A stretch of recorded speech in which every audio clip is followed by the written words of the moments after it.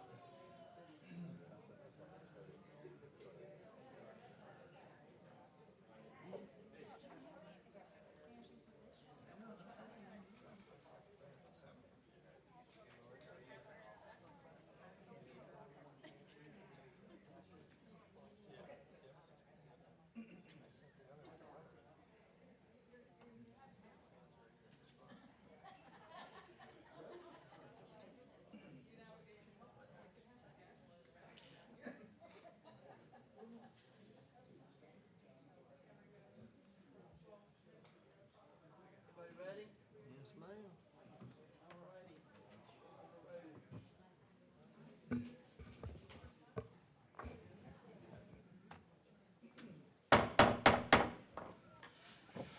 Good evening, board members, staff, citizens. Let the record show that today is August the 19th and the time is 7 p.m. Mr. Martin will lead us in the pledge. Adams will lead us in the prayer. You want to approve the agenda first? Attention, salute, pledge. I pledge allegiance to the flag of the United States of America and to the republic for which it stands, one nation, under God, indivisible, with liberty and justice for all. Let us pray. Dear Heavenly Father, we want to thank you for this day you've given us to come before you to conduct the business for Amherst County and its citizens. As we go through tonight, we ask you to give the strength and the wisdom to the board members and the county staff and all the citizens that desire to come out tonight and speak or just participate in our county events. We certainly value that. Dear Lord, as we continue to ask you each and every day, please continue to keep your safety and your protection over public safety and our military folks, fire and EMS on a daily basis with the difficult tasks they have to carry out. As we go through this evening, we ask you to give us the guidance to make the right decisions as we go forward. Please be with each and every one as they travel home tonight and keep your hand of safety upon them. And all these things we ask in Christ's name, amen. Amen. Thank you, gentlemen. Is there a motion to approve the agenda? So moved. Motion on the floor, all in favor say aye. Aye. Opposed, no. Motion, the agenda is now approved. I would like to take just a minute, point of personal privilege. We've just had Congressman John McGuire come through and join us. Congressman McGuire, would you like to come up and say a few words, please? We certainly appreciate you stopping by here. Right here. Sure, I'll just make it really short, but it's an honor to be your congressman. As a veteran, as a Navy SEAL, I see this as a way to continue service to our country. To the Board of Supervisors, very important what you do. And I just want to thank you for your service to Amherst County. And obviously, I'm up in Washington, D.C. most of the time, but we have 24 counties. I can't be here, but if you need me, I'll come running. To our citizens, thank you for being here tonight as well. And God bless you and God bless America. Thank you. Thank you, Congressman. Thank you, sir.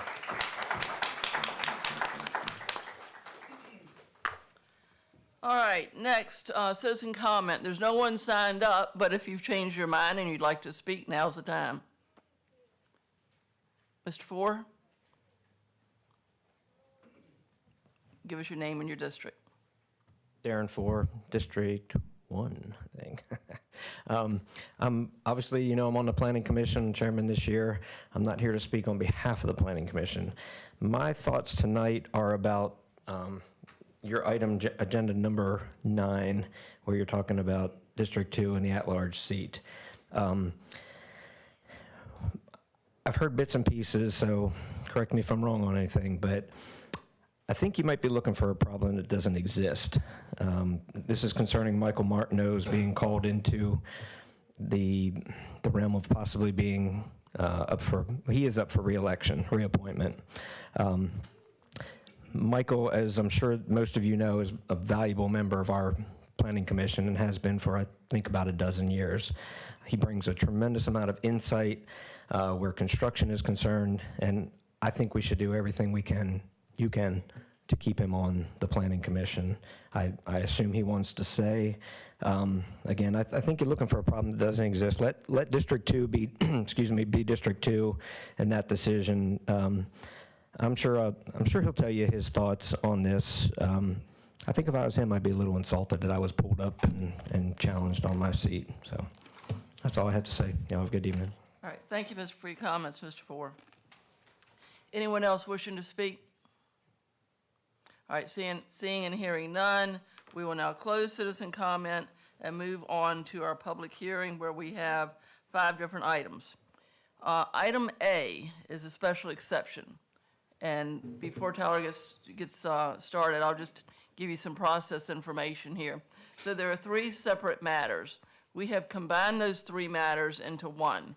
So if you came here wishing to speak on that, you will only have to speak one time. Makes it easier for you, makes it easier for us. All right, Mr. Creasy? Yes, Madam Chair, Board, good to see you all tonight. As you have just indicated, you all as a board are conducting a combined public hearing for a special exception and siting agreement regarding a utility-scale solar facility being proposed in the A1 Agriculture Residential District. The board will also be reviewing a petition for appeal as defined in Virginia State Code 15.2-2232 subsection B. The special exception request is from One Energy Development, LLC. As mentioned, it is for a utility-scale solar facility, 5 megawatts in size, and the parcel is located at tax map number 82-A-84A. Regarding the appeal pursuant to Virginia State Code, which I already mentioned, 15.2, a petition on behalf of One Energy Development, LLC, was submitted regarding the Planning Commission's determination that the solar facility at the reference tax map number was not substantially in accordance with the county's comprehensive plan. Virginia State Code states the appeal shall be heard and determined within 60 days of that filing. And then moving on to the siting agreement. In accordance with the provisions of Section 15.2-2204 and 2316, subsection 8 of the Code of Virginia as amended, you all as a board are being given notice of a public hearing for the consideration of a siting agreement for the exact same special exception located on tax map number 82-A-84A. And as you've already indicated, we have put these hearings together. So as a reminder for the public, if you only need to speak one time for all of these hearings to make it more efficient and effective for you all as public. Moving on to the petition itself for the special exception. The lot is in front of you. I'd like to highlight it now as we're going through this. So as mentioned already, it does not have any, it's no improved land, so there's no structures out there, so there's no address, so it's identified as tax map 82-A-84A. The comprehensive plan indicates this parcel is agricultural limited. This district is encouraged to encourage farming and maintain rural qualities in areas so designated in the county.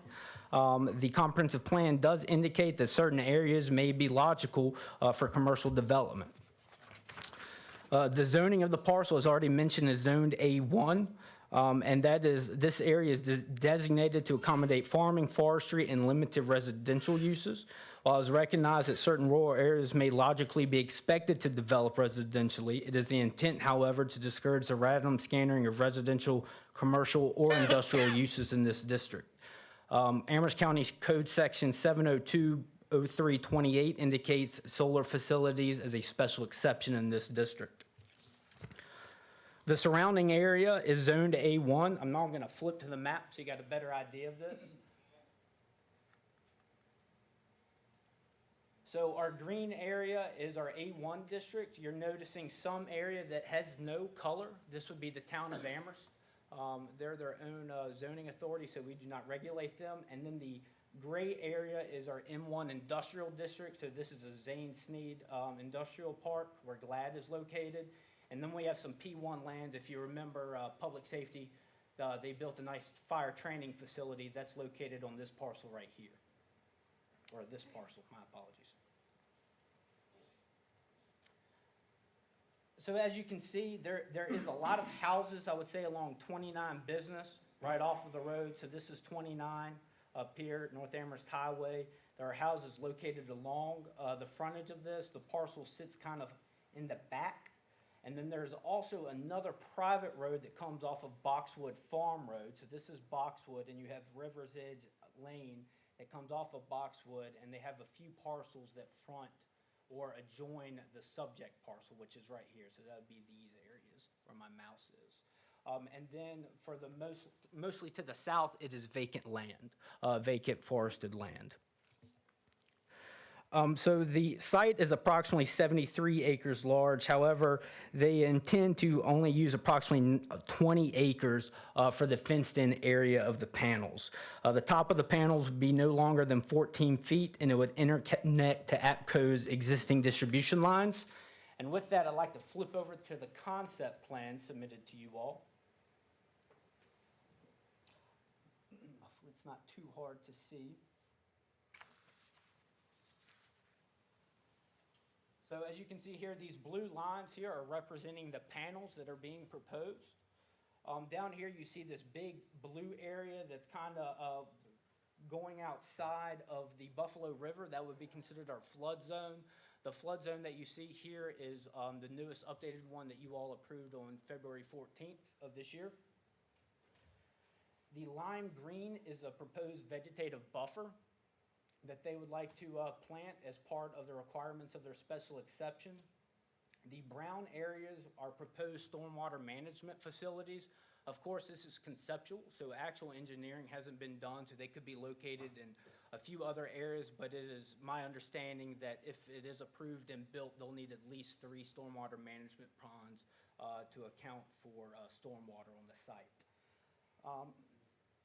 The little tan line going through is the access road to the site, and the power that's generated for the solar facility is intended to go underground along the access road until it gets around here at Route 29, and then that's when it will go up to the existing APCO distribution poles.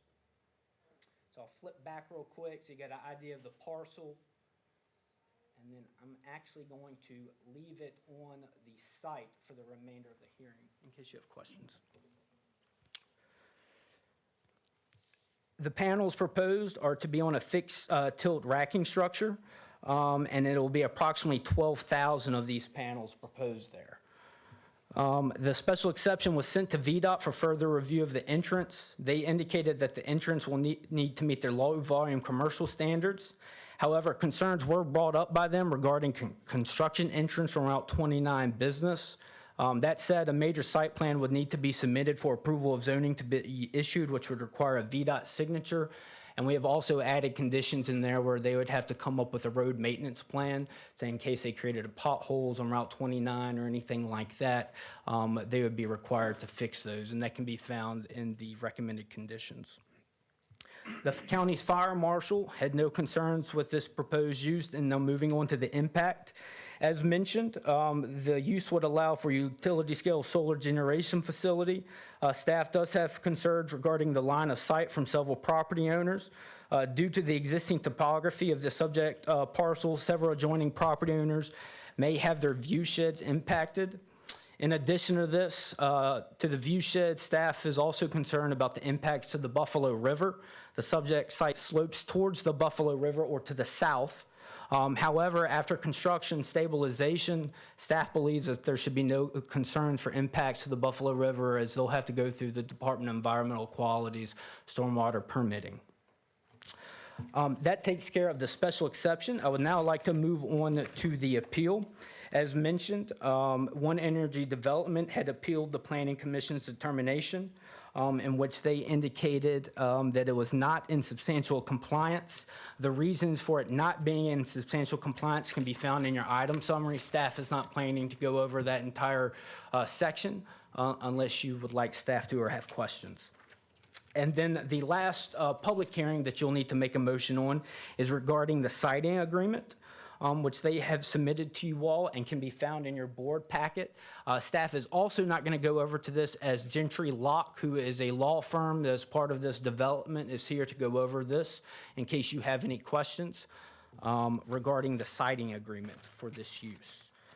There are recommended motions found within your item summary for each of these. As a reminder, you all as a board are voting on a special exception request for the use itself, the appeal of the 15.2 decision by the Amherst County Planning Commission, as well as the public hearing for the siting agreement, which goes along with the special exception petition.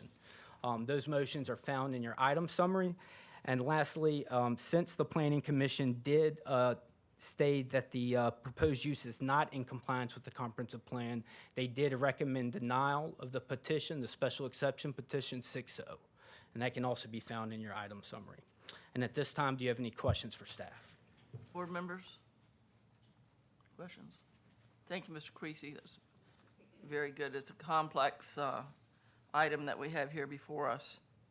All right, if there are no questions from board members, let's go ahead and open up the public hearing. Is there anyone? Let the applicant speak. The applicant here? Yes. Okay. Would you like to come forward and say a few words? Yes,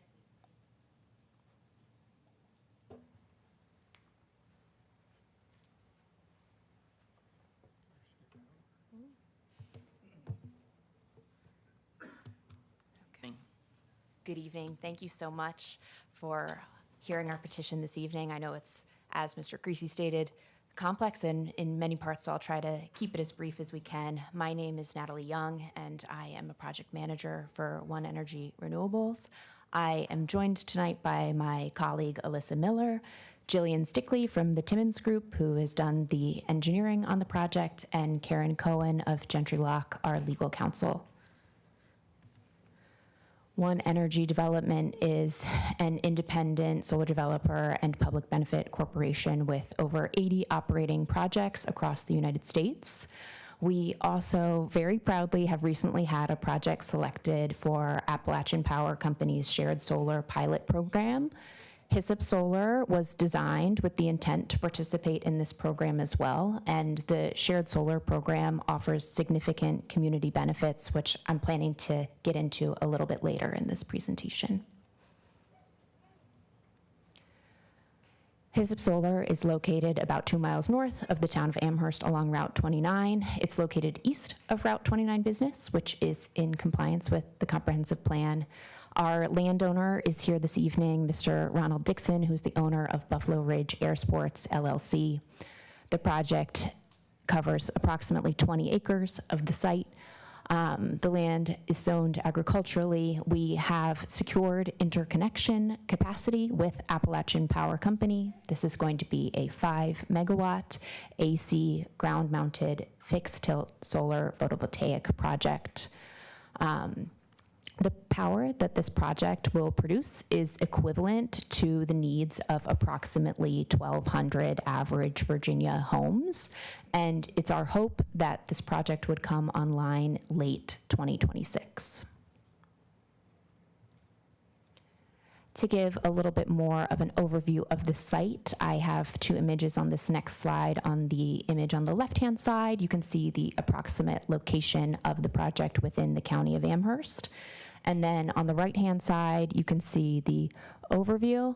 Oh, it looks like my little square has shifted, but the red dot identifying the site, we're familiar with looking at the parcel from Mr. Creasy's presentation. You can see from this overhead shot that the parcel is surrounded on all sides by existing forest. This is another reason why we selected this site. The natural screening made it really appealing to us as a way to minimize impacts on the neighbors. As I previously stated, the location east of Route 29 business is in accord with land use goal number 1, objective number 1, strategy number 8 from the comprehensive plan.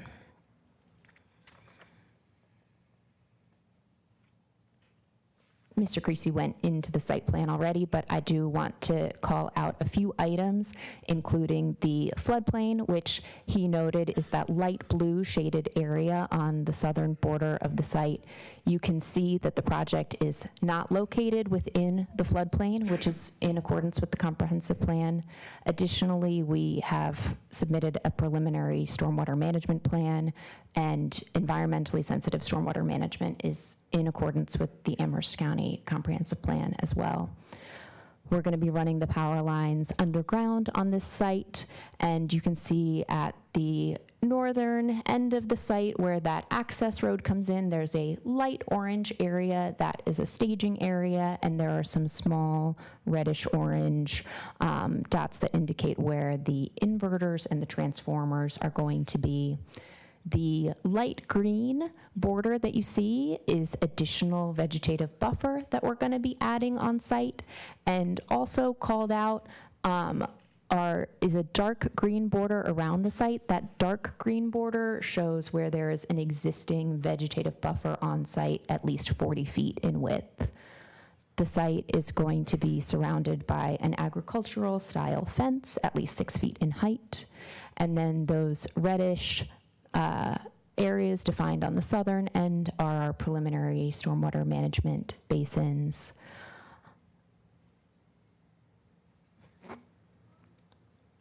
This is a view of the site entrance from Route 29. If we go back for just a moment to the site plan, you can see that the trees you see in the following image are located right at the top, the northern end of that green existing buffer. So the project is located back behind that tree line. No portion of this project is going to be visible from the public thoroughfare or from any public areas within the county. One Energy has conducted extensive outreach to the neighbors adjacent to Hyssop Solar to address concerns about visibility and environmental impact. Because of the topography of the site, the on-site vegetative buffers are not able to fully screen the project from all neighbors, and so we have offered on-site, that is on the neighbor's property, vegetative screening for any neighbors that are interested in having their own personal vegetative buffer to protect their view shed.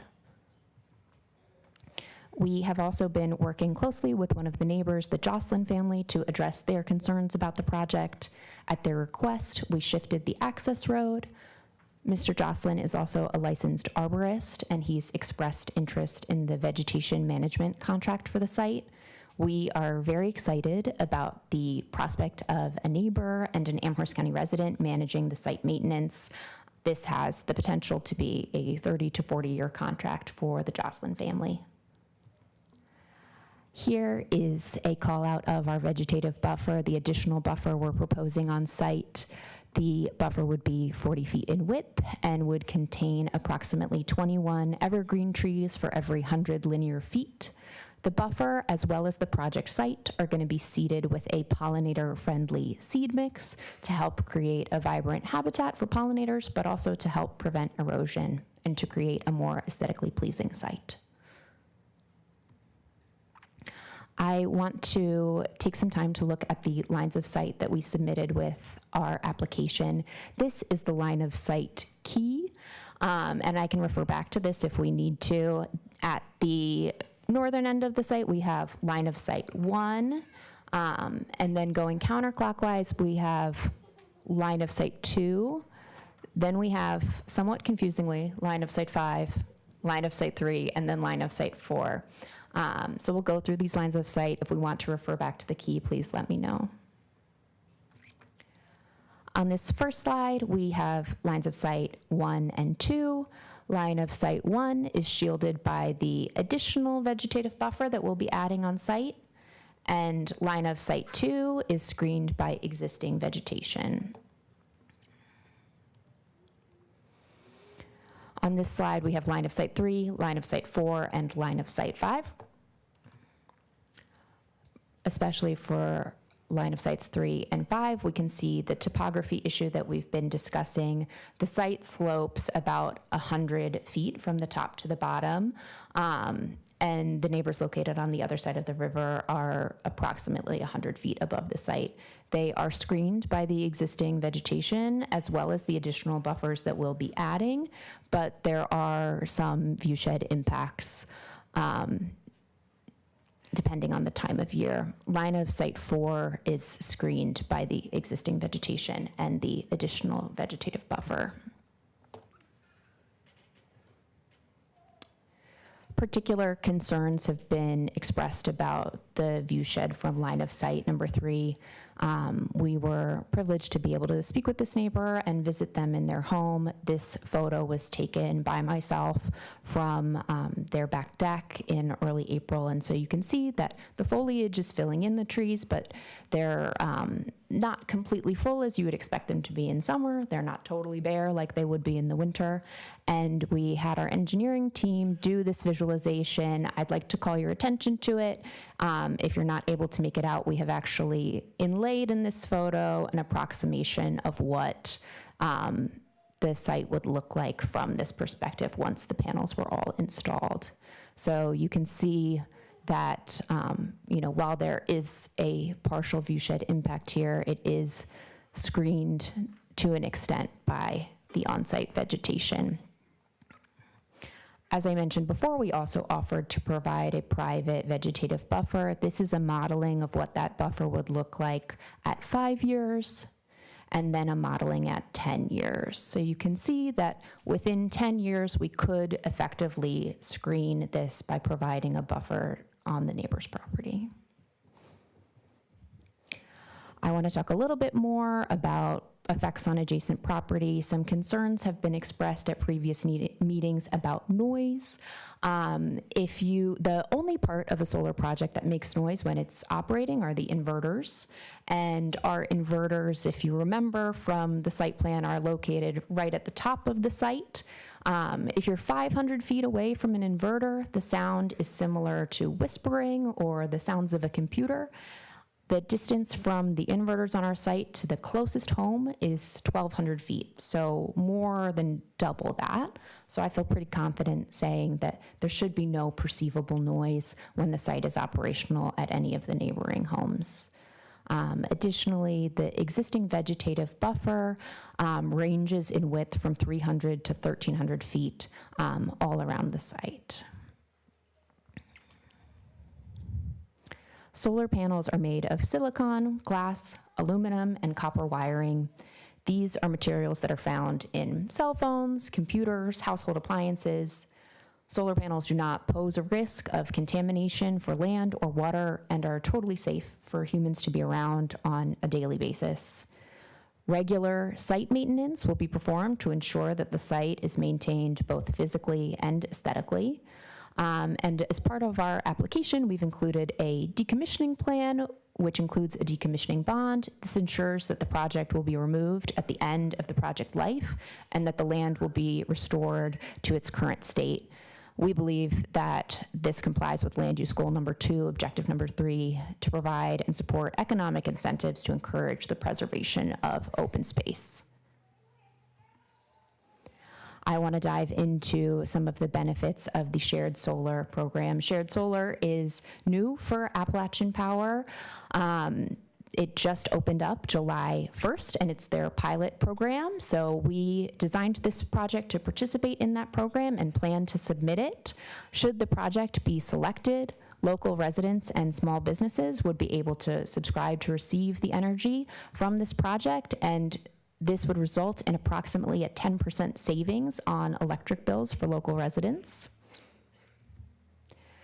To quantify that savings a little bit, I have the following table.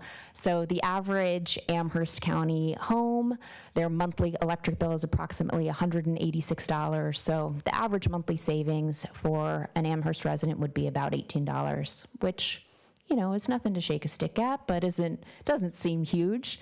Our yearly savings for an individual residence would be about $216, but with a project that can supply approximately 1,200 residences with power, the yearly savings from the project is over $200,000. And the shared solar program has a 25-year lifetime. So over the life of the project, this project will save its subscribers over $6 million.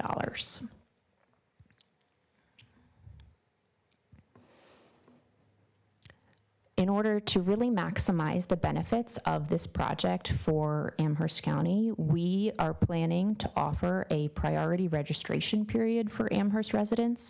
Any Appalachian Power Company customers are able to subscribe to any shared solar project. So our intent is to give first dibs to the residents of Amherst County by offering an exclusive registration period as well as an additional discount for Amherst residents on top of that 10% that's already offered with the shared solar program. HISIP Solar will avoid almost 10,000 tons of CO2 emissions each year. This is equivalent to removing over 2,000 gas-burning vehicles from the road each year. We're also going to be planting about 500 trees in our landscaping plan. This is going to lead to improved air quality and positively impact the health of county residents in accordance with land use. Goal number 3, section number 3, protect the county's water and air resources. We're also going to include approximately 20 acres of pollinator habitat on site. Studies show that planting pollinator habitat increases pollinator numbers in a 1 to 3 mile radius and will aid in local agriculture and food production. We believe that this is in accord with land use section goal number 2 to promote the preservation and use of open space and encourage viable agriculture and forest land uses to protect the county's natural beauty.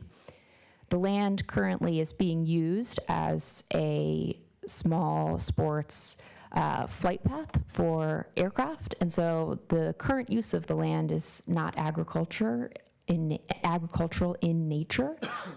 So our hope is that by planting this pollinator habitat, we will be still in character with the intended use of the district.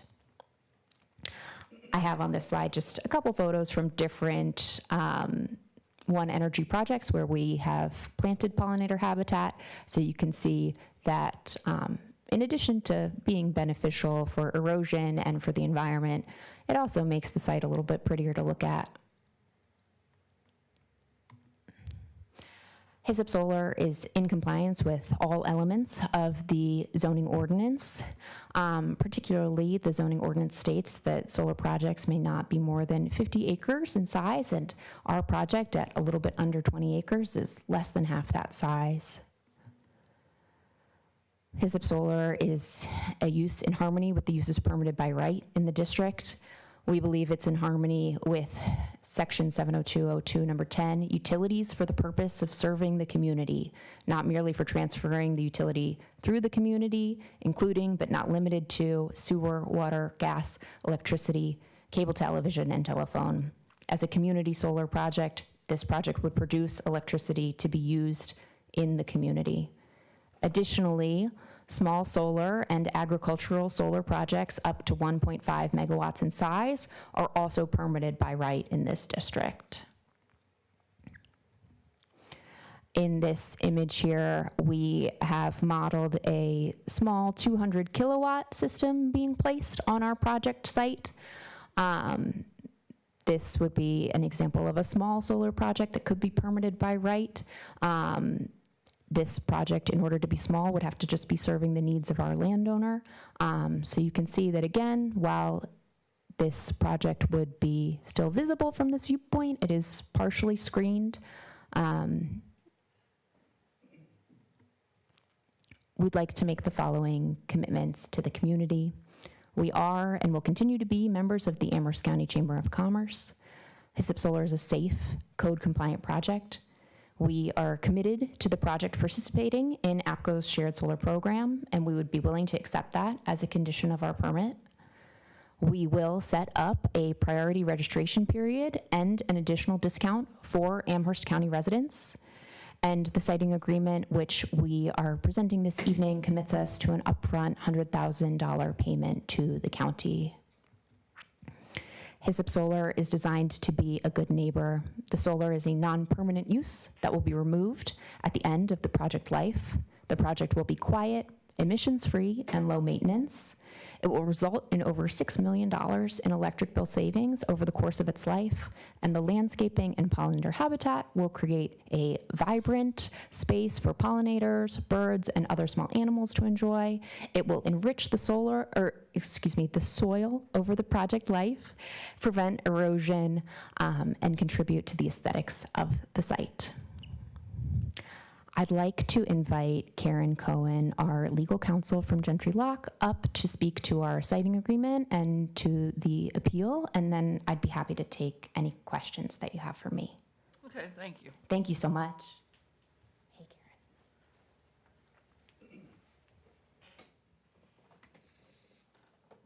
Karen. Sure. Do you want me to get this out of your way? Oh, sure. Thank you. I don't. Good evening, Madam Chairwoman, members of the Board of Supervisors. My name is Karen Cohen. I'm an attorney with Gentry Lock at 801 Main Street in Lynchburg, Virginia, and I'm speaking on behalf of the applicant. As Ms. Young said, I'm to talk on the legal matters, which I know this board is well-versed in the statutes that are at issue on tonight's items on the agenda, as well as the county's comprehensive plan. But for the benefit of the public and on behalf of my client, I'd like to just say a little bit about what this 2232 appeal is, or perhaps more importantly, what it is not. I know sometimes it generates a little bit of confusion. It's not a lawsuit. It's not an action against the county or anything like that. It just comes from a provision in the state code that says that if the applicant's determination by the Planning Commission is not favorable on this issue, they have to, within 10 days, file this appeal to you, the Board of Supervisors, so that you can consider this issue. So that's why it's here. But in 2232, I sometimes called a 2232 review, or sometimes really also called like a PFR, or Public Facility Review, and that's because this review by the Planning Commission, it doesn't really happen in the ordinary land use case, like if somebody's trying to get a special exception for a shopping center or a dog kennel or a daycare, right? Because those are not public facilities.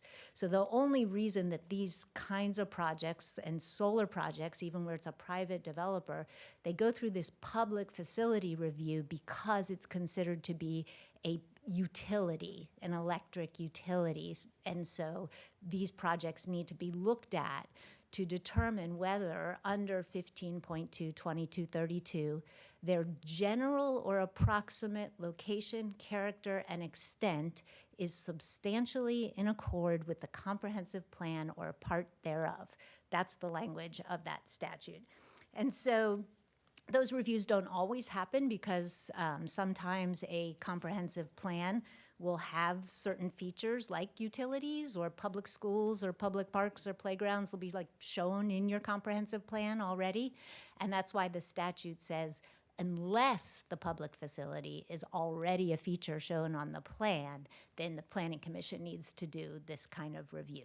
So, and your comprehensive plan actually is quite good on this point in using that very language. In your introduction, it says, a comprehensive plan by law is general in nature. It serves first and foremost as a guide to future zoning and economic development priorities. It also must designate the approximate location, character, and extent of public, park, school, road, and utility features, and may indicate where existing public lands or facilities are proposed to be extended, removed, relocated, vacated, narrowed, abandoned, or changed in use. So that's where this whole 2232 thing comes into play. As Ms. Young explained in her presentation, she went through many of the factors from the comprehensive plan to show how this project's general or approximate location, character, and extent is substantially in accord with the comprehensive plan or parts thereof. And, you obviously are looking for relevant parts, like, for example, in your comprehensive plan under the goals and objectives for land use. Objective number 1 says adopt zoning and subdivision ordinance incentives and regulations necessary to implement the policies in this plan, and then has a long list of strategies. And one of the strategies says promote solar generation facilities that are located east of Route 29 business and are in areas that do not have a negative impact on adjoining property or Amherst County residents. So that is one of the goals of the comprehensive plan. And then there's more particularized goals that Ms. Young referred to about protecting the environment and those kinds of things. So just like your comprehensive plan says, it's general and it's a guide. It's not the law, but it is the law that you need to examine it and make sure that the project's general or approximate location, character, and extent is substantially in accord with it. So then what is the law is that in Virginia, a zoning ordinance implements the comprehensive plan. So in Amherst, for example, you have a very robust solar energy ordinance that sets forth the standards for siting these facilities. It does directly address the location. It says where they can be. They are permitted in A1.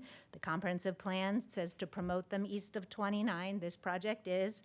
And it addresses the extent. Your ordinance says no greater than 50 acres. This one is well within that, less than half. And as Ms. Young said, what's interesting too in this case is that the zoning ordinance actually on Mr. Dixon's property, he could have a solar generation facility by right. You've got a couple different categories of definitions. One's agricultural, that's what Ms. Young referenced as the 1.5 megawatt project that would serve the needs of the property on which it's located. And then you also have small solar facilities, which are not size limited, but are defined as serving the property on which they're located. So this one's kind of interesting because it is not serving a electric consumption facility on the property, but is going to go out and serve the community, it gets defined as utility scale, which sounds kind of big when you hear the word utility scale, but it's not a giant utility scale facility. It really is community scale, and in some places it would fall within the definition of what some localities call small scale. That's just not how your definitions work. But it's interesting because all those uses would be permitted by right, and as Ms. Young showed the pictures, they modeled how one would look, and these are all things that Mr. Dixon, as a property owner, has property rights under the Constitution in Virginia to do those things on his property as a matter of right without even seeking the board approval. But here, because it's defined as utility scale, albeit a small one, he does need to get a special exception permit from the board. And that can be a good thing, because a special exception permit, what that allows is for the board to impose conditions to mitigate any particular impacts. So in this case, for example, you've already got a lot of standards in the ordinance to mitigate impacts. You've got very robust buffering standards to mitigate viewshed impacts. But even with that, as Ms. Young noted, there are, due to the topography, there's at least one neighbor that's viewshed is potentially impacted. And on that, I mean, this is always a tough issue, but the law, and I'm just speaking on the law, so, but the law, what the law says about viewshed is that, and this is kind of ancient law that goes way back, but Virginia courts have looked at this issue, and they do say that with respect to view, it says a matter only of delight and not of necessity. And so it says, if you render, what they say, the prospect, which was, I guess, Old English for the view, if you render the view less pleasant, that is, quote, no reason to hinder a man from building on his own ground. So we do have to just recognize that there are property rights at issue too, and that the law in Virginia says you don't have a right to a view. Now, what does that mean? That doesn't mean that we just do terrible things to our neighbors, and the applicant and Mr. Dixon obviously want to be good neighbors. So that's exactly what the special exception allows too, is that you, the board, could impose a condition that says that to mitigate that viewshed impact, to be a good neighbor, they need to pay for trees to provide adequate screening for that neighbor so that she could, if she wishes, put them on her property. Maybe she wants to wait a couple seasons to see if it really bothers her, depending on how the trees grow. But either way, that's a condition that you could impose. And as Ms. Young said, that's something that they have offered and they're willing to do. But I would say too that because this is a special exception, that could be imposed by the board as a condition that would obligate that to actually happen. So that's the law on that issue.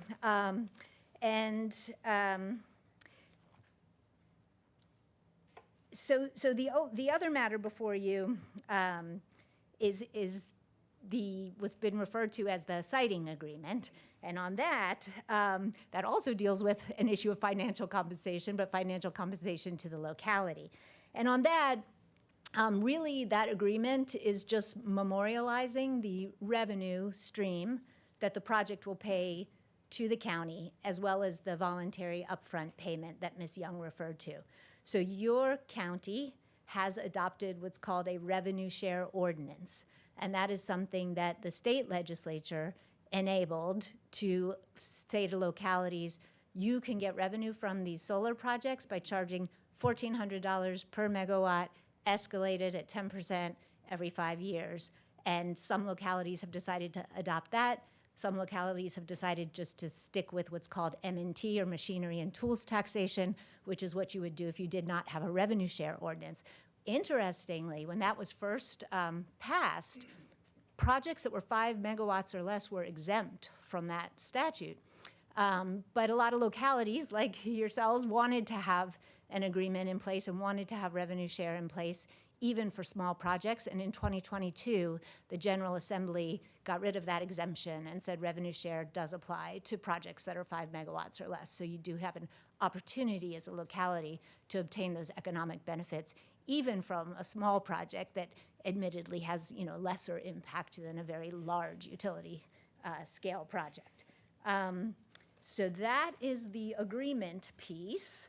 And I mean, that's really it on the legal issues. I guess what I would say is I recognize that it's easy for me to stand here and tell you what the law is and how I think it should be applied to these facts and say this is an easy decision, but I know that's not true. I'm not sitting where you're sitting, and I know you are going to hear from your citizens and want to be responsive to them, and I appreciate that. I've been a counsel to local government bodies before, and so I certainly understand that. But I will say that, after you hear from the public, that you do consider, and that the public understands that there are laws that govern the decision here, and and that the property rights of Mr. Dixon are at issue here, and the law should be applied here, notwithstanding, any particular passion or view about solar generally. And that here the landowner and the applicant have really, they've done everything by the book, right? Mr. Dixon has this land, solar's allowed to be on it per your ordinance. He comes to the county, says, what do? I have a pre-app meeting, I file everything I'm supposed to file. I come before the Planning Commission and the board and seek the special exception, and I'm willing to take the conditions you impose on me so that I can do this and do it with the best respect for my neighbors as possible, and offer to provide compensation for trees to mitigate any viewshed impacts and all these things. And so the hope, of course, that we ask respectfully is that you would approve the special exception permit because of all that. However, applicant did ask me to say to you that to the extent that you're not comfortable approving this tonight because for whatever reason you want the terms of that compensation with the neighbor to be worked out more definitively, or to the extent you hear comments from the public about anything that you think applicants should do more to try to mitigate, I just want to reiterate on their behalf that they are happy to work with you, the board, happy to work with the neighbors, and would, of course, prefer, more time to get that done, and that you not deny the project tonight if it means tabling and getting those things accomplished. So with that, I respectfully ask that you do issue the special exception permit, bearing in mind those other parts of my request, and I thank you for your attention. Board members, Mr. Popovich, are there any questions of Ms. Cohen? Thank you, Ms. Cohen.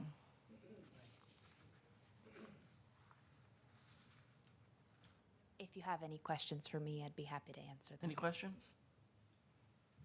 Thank you. Thank you so much.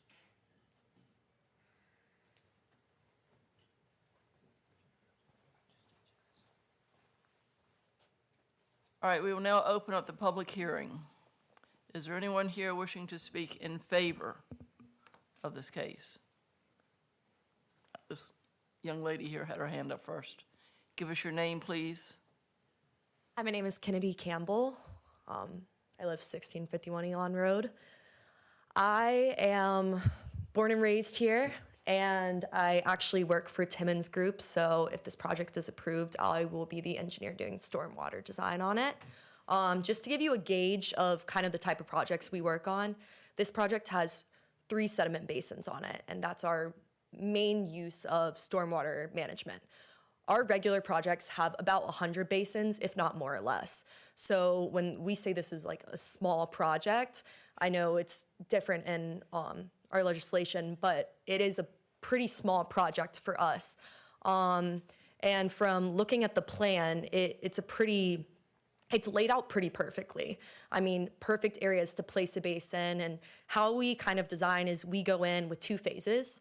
Before we touch anything, we go in and put all of our measures in. We're required by DEQ. They just changed their requirements, officialized this summer, that we now have to, they're very, very specific. We collect every piece of water that touches the property. And so my job is to go in and set all those measures in beforehand so that every bit of water, every bit of erosion that happens throughout the entire duration of the project, beforehand, after, maintenance after, is done. Our ground is fully compacted, all bit of erosion is controlled. So that's my job. Like I said, I'm from here.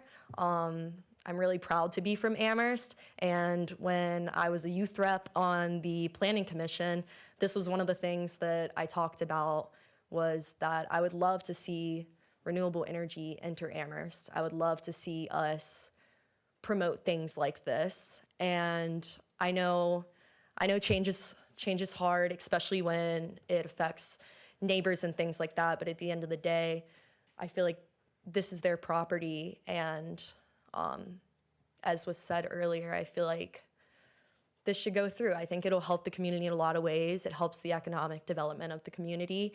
And from my position as an engineer that would be touching it, I would never do anything to harm our community.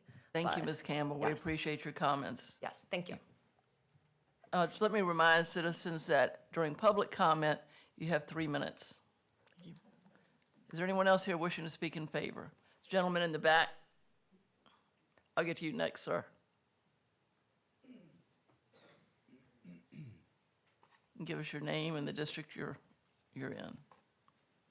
My name is Steve Zolnowski. I represent the landowners that joined the subject property. So we own almost the entire northeast boundary line to the property. And when we heard about it, we contacted the solar company and talked to Natalie. And I have to say, Josh Jocelyn, who's the main owner of the property, and myself, he's a disabled veteran, so am I, and he's the arborist. And we plan on doing organic gardening on the property. So we were really concerned. When we talked to them, they bent over backwards to accommodate. I mean, the road that was coming in where it is now was on the other side. And we said, we'd prefer it to go over there. And they said, will that help you? We said, yes. They moved it over.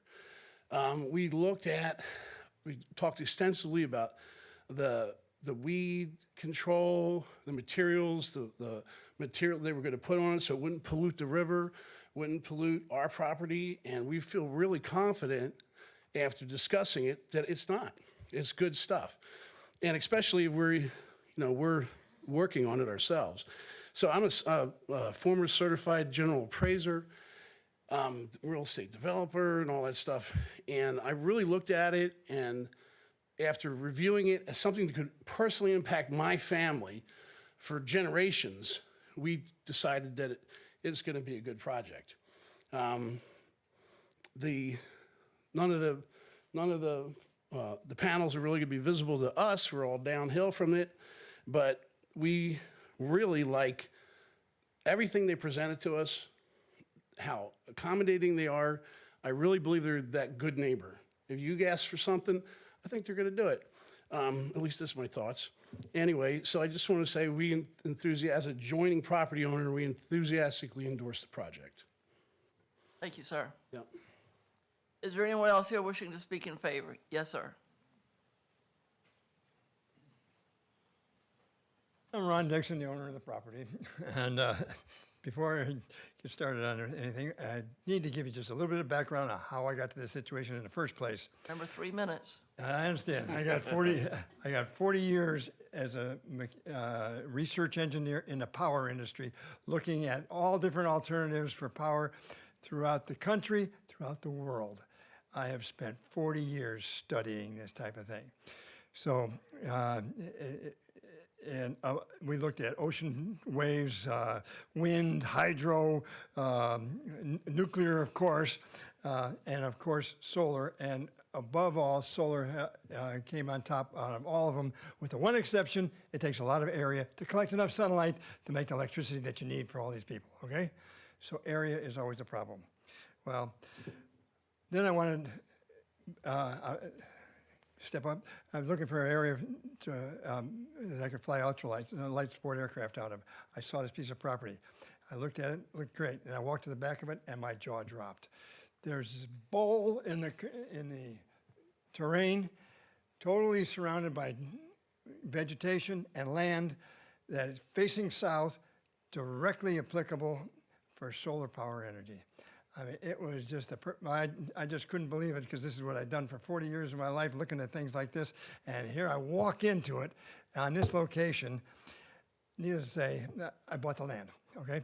So now that I bought the land, I did get the flight park set up, and it didn't start on the solar right away, because solar was still evolving, and the developers were still coming up with a lot of new stuff. About 5 years ago, I finally decided, okay, it's time to make the decision.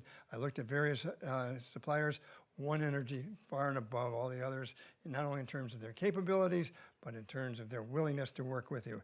So I selected them, and they have been extremely helpful and are trying to accommodate just as I would like to accommodate. And I appreciate you guys making us think about this kind of thing, make sure that we are consistent in accommodating the neighbors, because we intend to be neighbor friendly. I'm not in this for money. I'm in this because this is what I spent 40 years of my life studying, and I know is a contribution to society, because our natural resources are being depleted and are needed for other applications beyond just consuming. 30 seconds.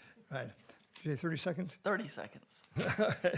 All right. So, I just, bottom line is, there's been a lot of misunderstandings, and there's no smell, there's no noise, there's no pollution of any sort, good electrical power, no towers even to worry about. So I think it'd be a great compliment to Amherst County that. Thank you for your enthusiasm. We appreciate it. It is a great compliment to Amherst County to even consider this possibility. Thank you, sir. Anyone else here wishing to speak in favor? All right, well, we'll turn to the other side. Anyone here wishing to speak opposed?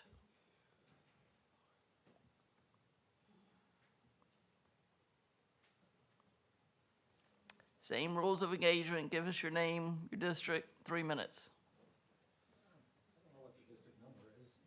That's all right. Gary Ahern, 1056 North Amherst Highway in Amherst, obviously.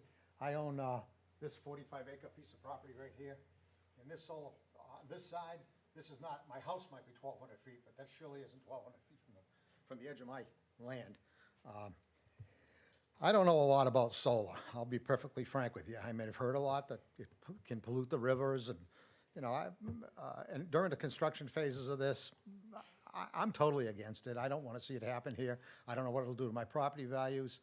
I'm not a good public speaker here. I really don't know what to say to you to try to convince you to vote against this program. But I mean, there's plenty of places in Amherst County. Amherst County, what attracted me to Amherst County 20 years ago was the beauty of Amherst County, and now we're going to put solar panels on the lands.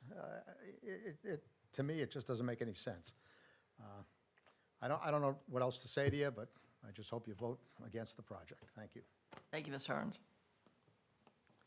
Anyone else here wishing to speak opposed? Anyone speaking opposed?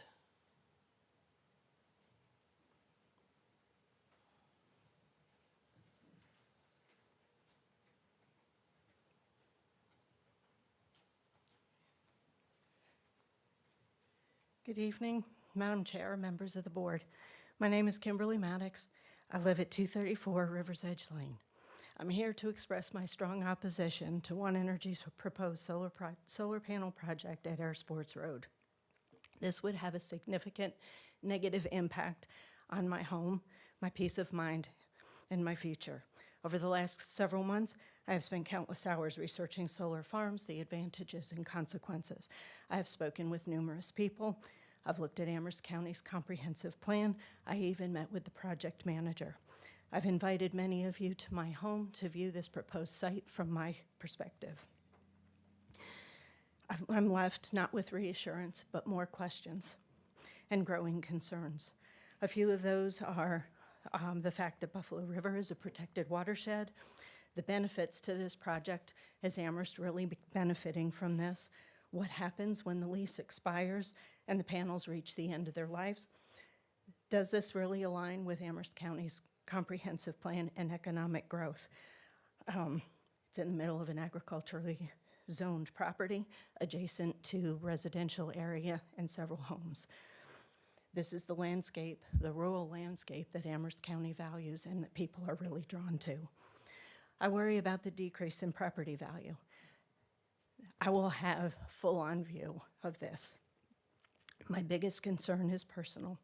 My husband and I purchased this property 32 years ago. We built our home and raised 2 daughters. It was everything that we wanted. We purchased the adjacent property so that that was never compromised. My husband referred to this as his kingdom.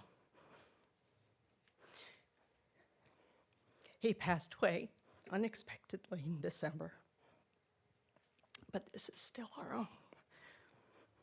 that will one day belong to my daughters.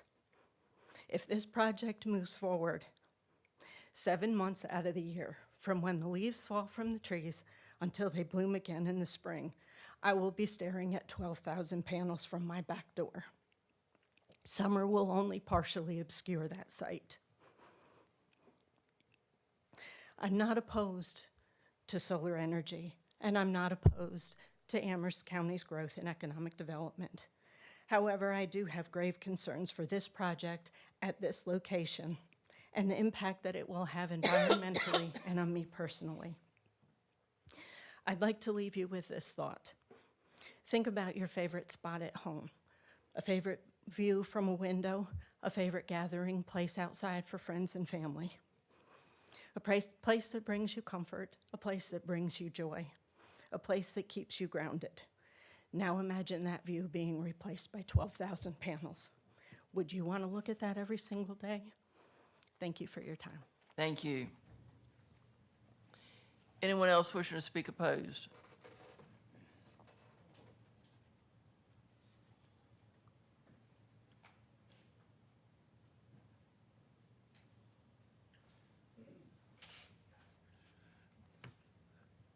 Madam Chair, members of the board, fellow citizens, good evening. My name is Paul Kilgore, and I live at 267 Blue Ridge Lane here in the town of Amherst in Ms. Tucker's district.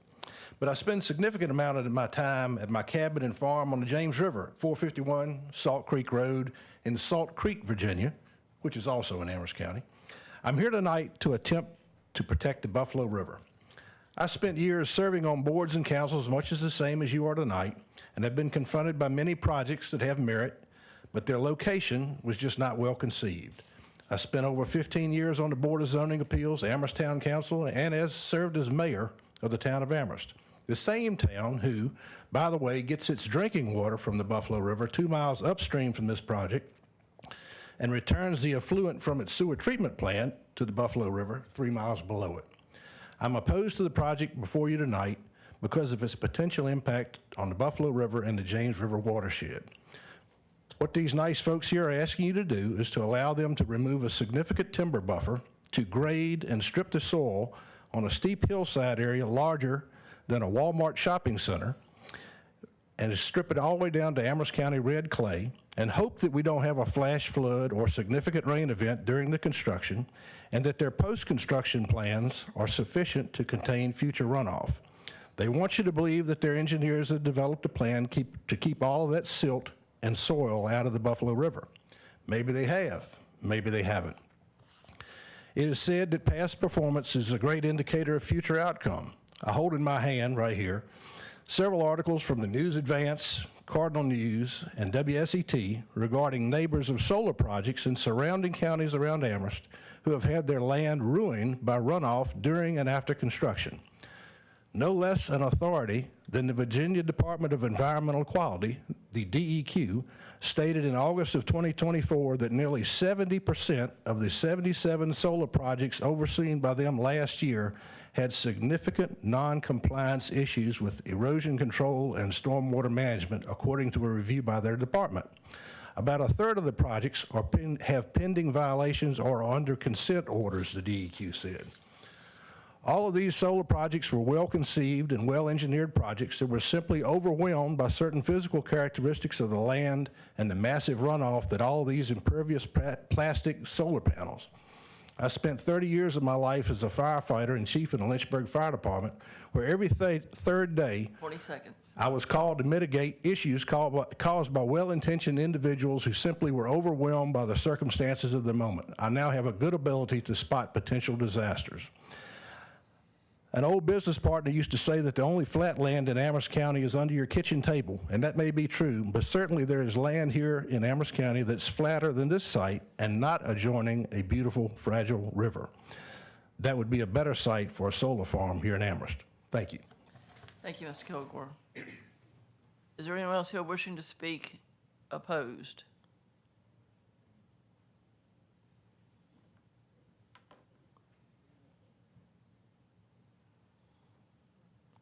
Seeing and hearing none, we will now close the public hearing. Board members, any questions?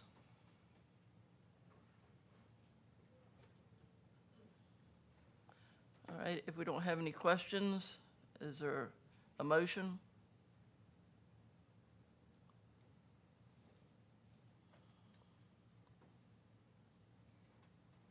Madam Chair, based on the analysis, I make a motion to deny special exception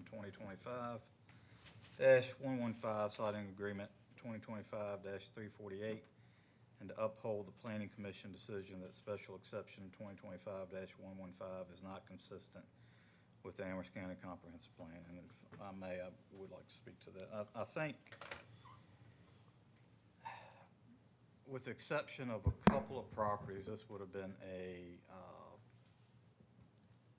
ideal spot for the solar farm. It really would have. I do have concerns with grading 20 acres at a time on that steep of a slope adjacent to the river. You know, I've been overseeing land development for 32 years, and I see the effects of blowouts and the effect it can have on the environment. So, yeah, there's just good intent, wrong location. So that's my motion. There's a motion on the floor by Mr. Martin. All in favor say aye. Aye. Opposed, no. No. All right. Let the record show one no vote by Mr. Drew Wade. Motion passes. Thank you to everyone who came here. I know a lot of work went into this from staff, from our planning commission, from the applicant, and also a lot of research was done by the people who were opposed. And for that, we thank you.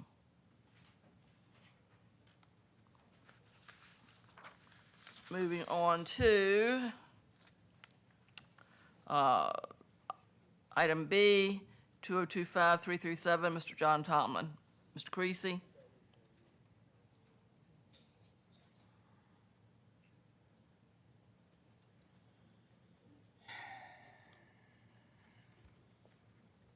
Madam Chair, Board, this is a rezoning petition, 2025-337, from John Tomlin.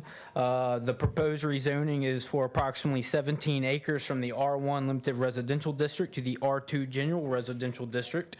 The purpose of the rezoning is to allow a double wide to be placed on the property. The property is identified as tax map number 139-A-45.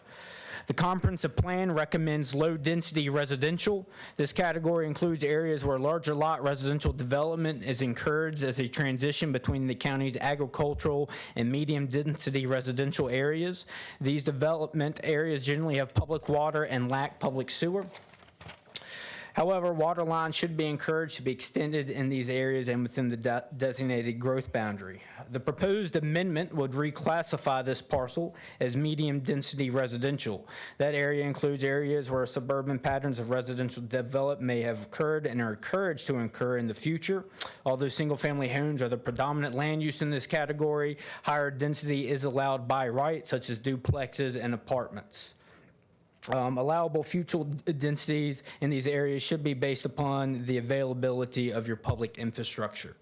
Regarding your comprehensive plan, as mentioned, the future land use map indicates that the property designated for low-density residential on Isaac Walton, and the future land use map does not support medium-density residential. Land use goals and objectives. Goal 1, Objective 1, Strategy 1 is adopt regulations that encourage development in the designated growth area of the county. And under housing for goals and objectives, we say we should ensure access to safe, comfortable, attractive, and affordable housing for all county residents. Moving on to the existing zoning, the property is zoned R1 limited residential, as I've already indicated, and they're proposing it to be zoned R2 for a duplex or for a double wide.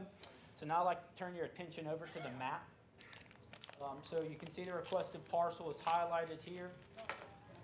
The light yellow is our R1 property. This blue area up here is our village district, where you typically see small commercial enterprises that happen. The green area is our A1 agriculture residential district, and our gold area is our R2 general residential district. If you recall, I would say about a year ago, you all reviewed a petition from a Miss Bryant. It is now owned by Trevor Trent for a rezoning of a parcel.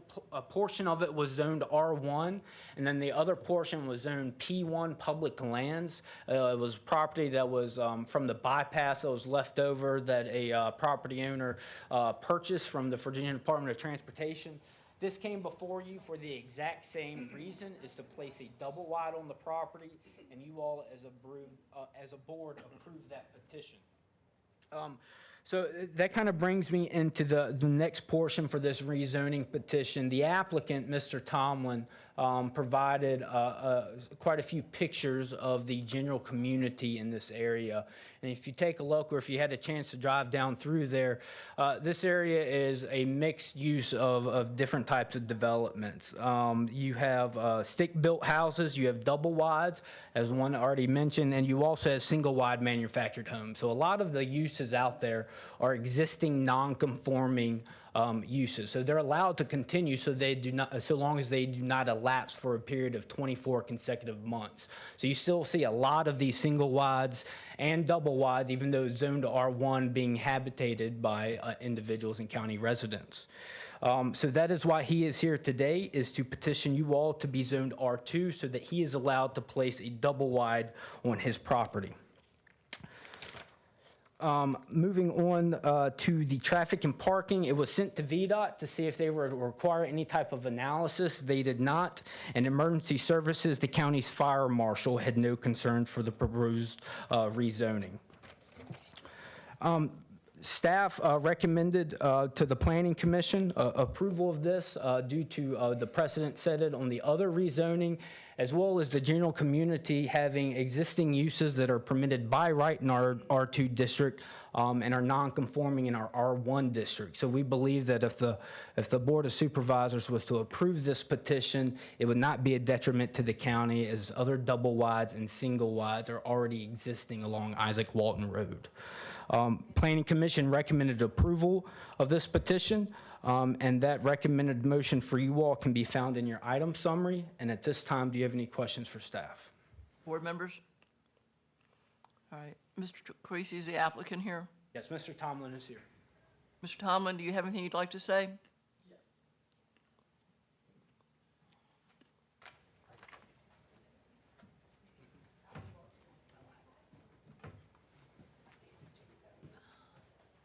Hello, my name's John Tomlin. I grew up on the piece of property right here, the big chunk. It's been in my family. All my life, my whole family lives all around me, the whole front of the road from the bypass all the way to my land. When you go to come down my driveway, it's 2 trailers that are right on both sides of my driveway. My cousin just put the double wide in at the bypass. My aunt and them live in a bypass. When you drive on that road, it's just a mixture, some stick-built houses, some modulars, some double wides, some trailers. I love Amherst County. I was born right there, lived there my whole life. I bought the farm. Would love to continue living there, growing with my family. I just ask that y'all let it pass. And that's all I got. Thank you, Mr. Tomlin. Thank you. Board members, any questions? Is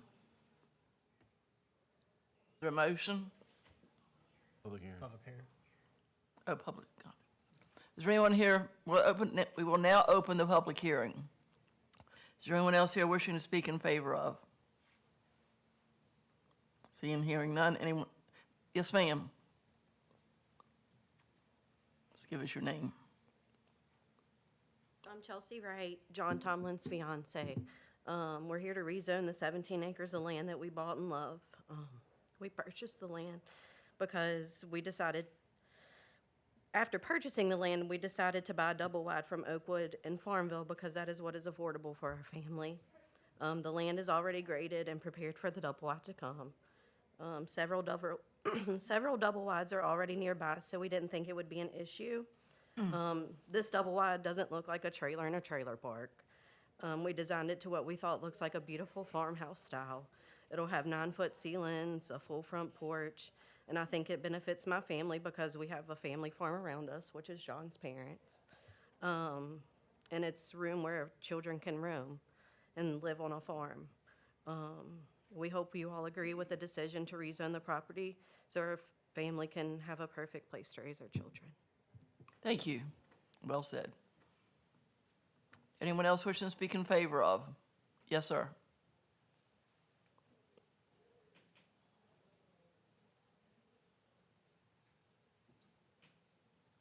My name is Lee Fuller. I used to live when I was walking around these families. They're a close-knit family, something you don't see very much anymore, where the families stick together. And there is all different kind of homes down that way, any which way you want to go. And they keep their places looking very exceptionally good. So I recommend that it be passed. Thank you, sir. Thank you. Anyone else here wishing to speak in favor? All right, is there anyone in here wishing to speak opposed? Seeing and hearing none, we will now close the public hearing. Board members? Is this, Mr. Tomlin, is this Elwood Tomlin's? Yeah. He used to bounce me on his knee. That tells you how old I am. There. I don't think he bounced you hard enough. Maybe he dropped me a few times. I know the area well. Yep. Motion to approve. There's a motion on the floor by Mr. Martin. All in favor say aye. Aye. Opposed, no. Motion passes. Congratulations. I just want to say, y'all warm our hearts. You're living American dream. Thank you.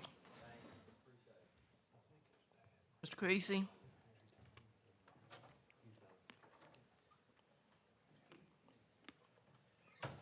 Yes, this next is a special exception 2025-354 for a welding business in our A1 Agriculture Residential District.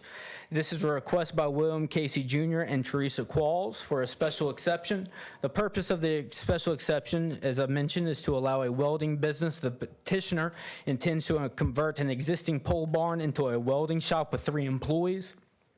And the parcel is identified as tax map number 110-2-1. As I mentioned, there's an existing pole barn in there.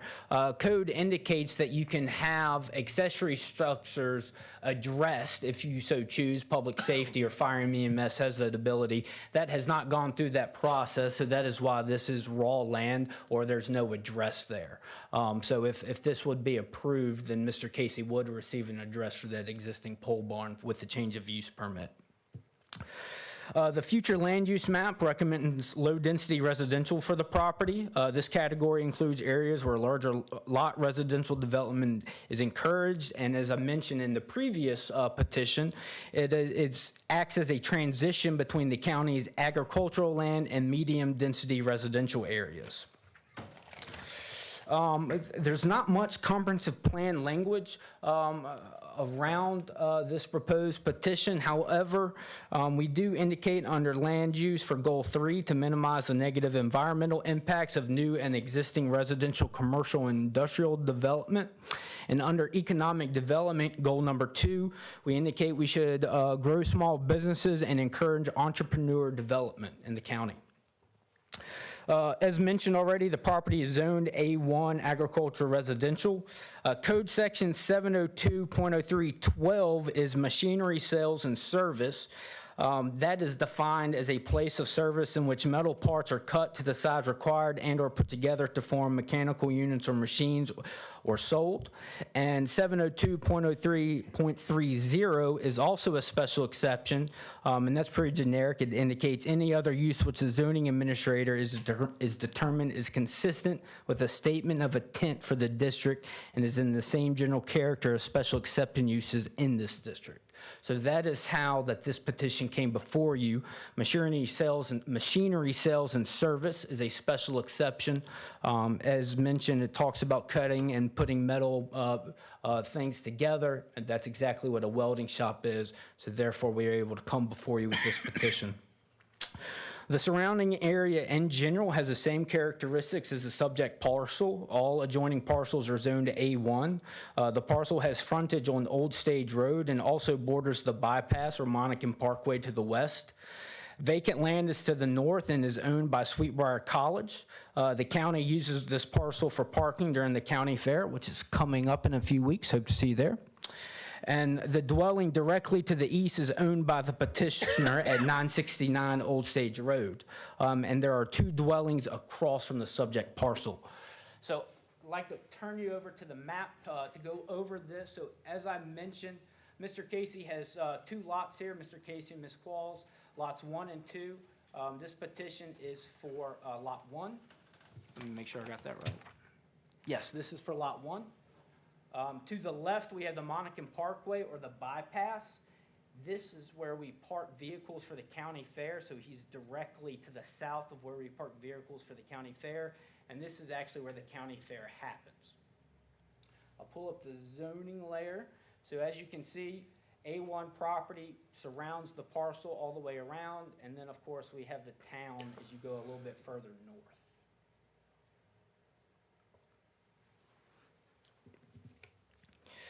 Lot 1 is approximately 0.3 acres large, and the total acreage is 0.75 for the house in which Mr. Casey resides.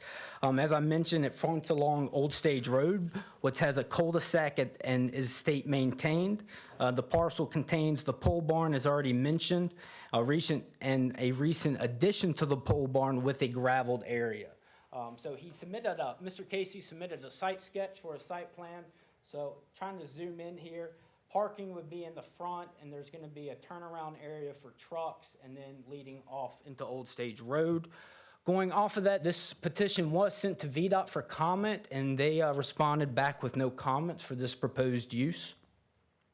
It was also sent to the county's fire marshal, in which he had no issues for the use. Regarding the impact, staff does have slight concerns with the proposed use being within a residential area. There may also be an increase of traffic with the proposed use. To that, staff does not have any concerns with any property to the west or north, as it's vacant land for Sweetbriar College, and then you also have the bypass in the wooded area. This petition was recommended for approval by the Planning Commission 6-0 with 9 conditions. They're pretty boilerplate in nature, the conditions. It talks about lighting, not to shield across property lines, to meet the Virginia Department of Health for any requirements related to sewage. There is a requirement that he must apply for a building permit with the Building and Safety Inspections Divisions to receive a change of use. And then the last condition is any expansion of the facility other than to meet the building safety requirements and Virginia Department of Health requirements shall require an approved special exception permit. So typically, if a special exception is approved by you all, that's written into code that you can expand that use up to 25%. This added condition would not allow any expansion unless it's to meet building code or Virginia Department of Health requirements for a bathroom. And the reason staff recommended this condition is due to the site being within a residential area. And speaking with Mr. Casey, that should be no issue. I believe he's fairly content with the addition and the existing pole barn, and he would just need to go through that change of use process with our building department. Those conditions can be found within your item summary as well as Planning Commission's recommendation. And do you have any questions for staff? Questions? Thank you, Mr. Casey. Thank you. All right, I see that the applicant is here. Mr. Casey, would you like to say anything? You don't have to, but if you want to, now's your time.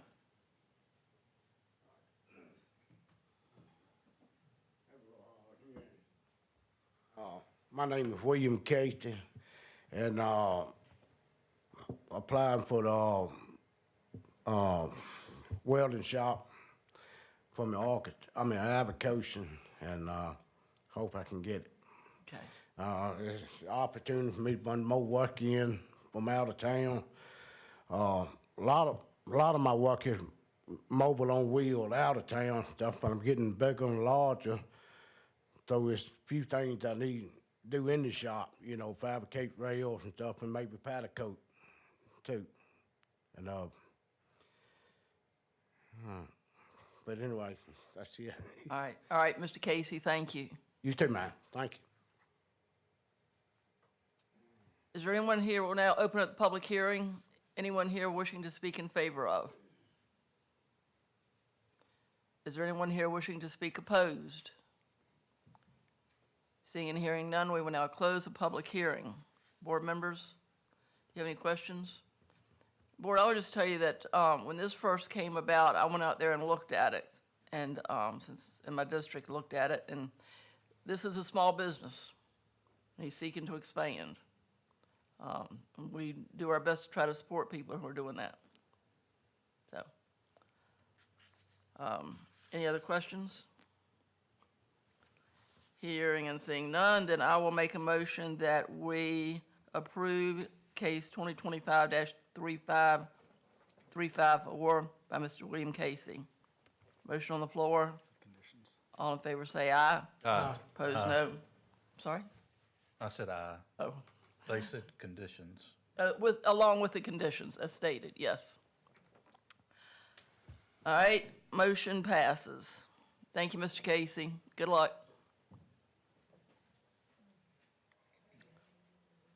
All right, I think Mr. Granger is here to talk about the CDBG grant, or Mr. Tyler, which one of y'all? I'll just do a quick introduction. So this is an awesome opportunity for Amherst County. We have Mr. Jeffredo Granger with the Central Virginia Planning District Commission here. We also have Ms. Leslie Sprouse. She is the county's grants administrator, and Mr. Tim Castillo. He is the executive director for the Amherst County Service Authority. They have been working closely over the past 12 months, coming up with a block grant that Mr. Granger is going to provide you. So. With that, I asked Mr. Granger to come talk about this awesome project.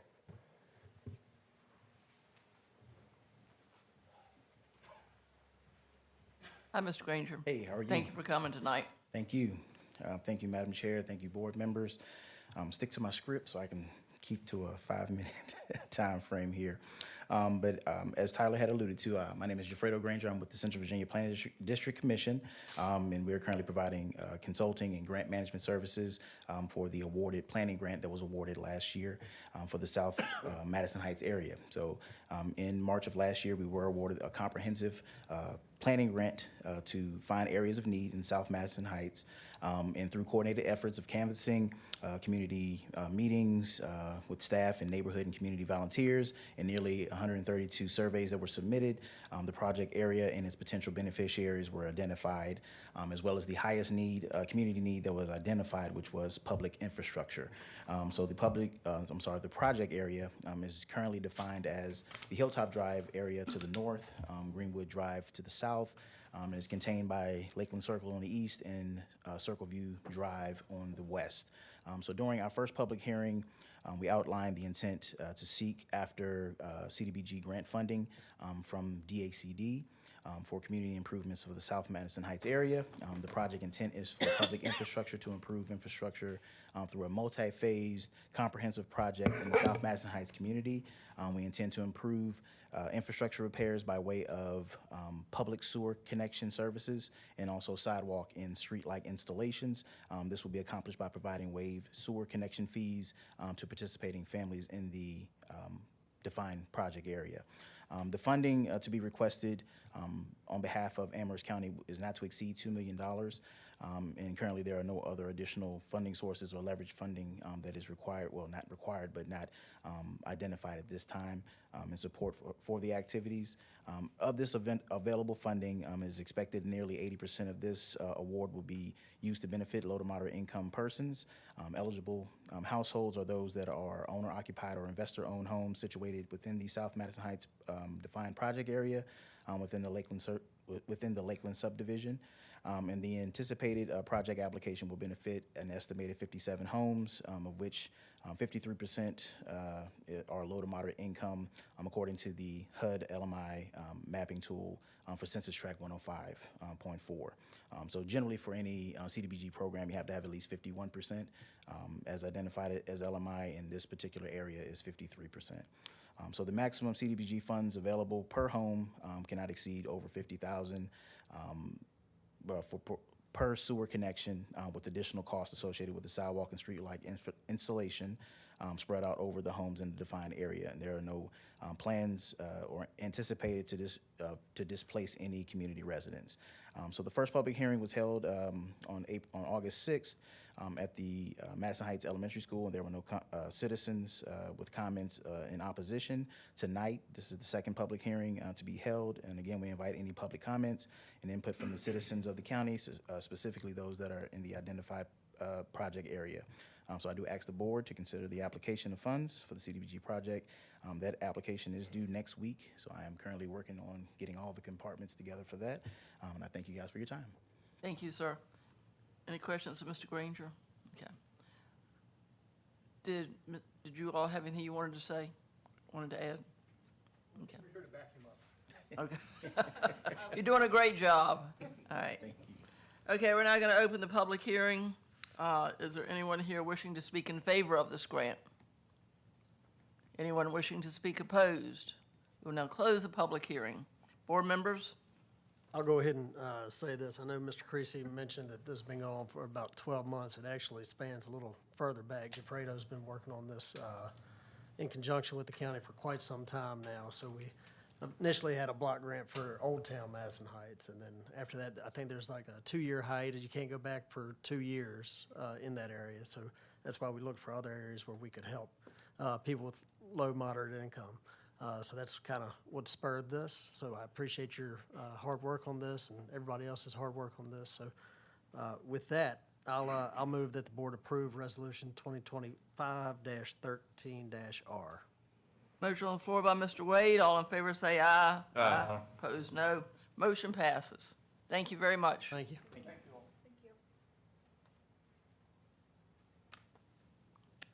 All right, next we have ordinance 2025-3. Mr. Popovich, you're up. Yes, Madam Chairman. This is an ordinance amendment to the transient occupancy tax provisions of the Code of Amherst County. This is being done in order to bring the county's ordinance into compliance with newly adopted provisions related to transient occupancy tax by the General Assembly in the last general session. It basically provides that occupancy providers such as Airbnb and Expedia are not going to be required to transmit transient occupancy tax returns to a locality if all retail sales by the provider are facilitated by an intermediary, and when the provider attests to the locality that all such sales were facilitated by an intermediary. This is basically a compromise bill that was worked out between the Commissioners of Revenue Association and Airbnb. So this is a simple technical amendment just to bring the ordinance into compliance. Thank you, sir. All right, we will now open the public hearing. Is there anyone here wishing to speak in favor of this? Anyone wishing to speak opposed? We will now close the public hearing. Board members, what's your pleasure? I have a question. So, Mr. Popovich, if I have an Airbnb and I put it on a platform, whatever, and they collect the occupancy tax, right? Mm-hmm. Are they still going to remit it back to the county? Oh, yes. Okay. If they themselves receive the monies, then they still have to report it. But if a third-party intermediary is the person that obtains the money, they're the ones that have to report it. I got you. Yes. So nobody's not having to pay the occupancy tax? No. All right, thank you. Motion to approve. Motion on the floor by Mr. Martin. All in favor say aye. Aye. Opposed, no. Motion passes. Thank you. All right, moving on to the consent agenda. Are there any questions? Hearing none, is there a motion to approve the consent agenda? So moved. Motion on the floor by Mr. Wade. All in favor say aye. Aye. Opposed, no. Motion passes. We now got a special presentation, a commemorative resolution for Mr. Mac Mays. Good evening, Board. As you all are aware, we lost Mr. Mays on July 10th after responding to an incident the day before within 24 hours. presumptive line of duty death. And this board was gracious enough to create this resolution. I'm joined by Fire Chief Joey Malott from Manelican Fire Department, Mac's fiance Linda, and his mother Janie. So I would ask them to come up and join the chair. Thank you, Madam Chair.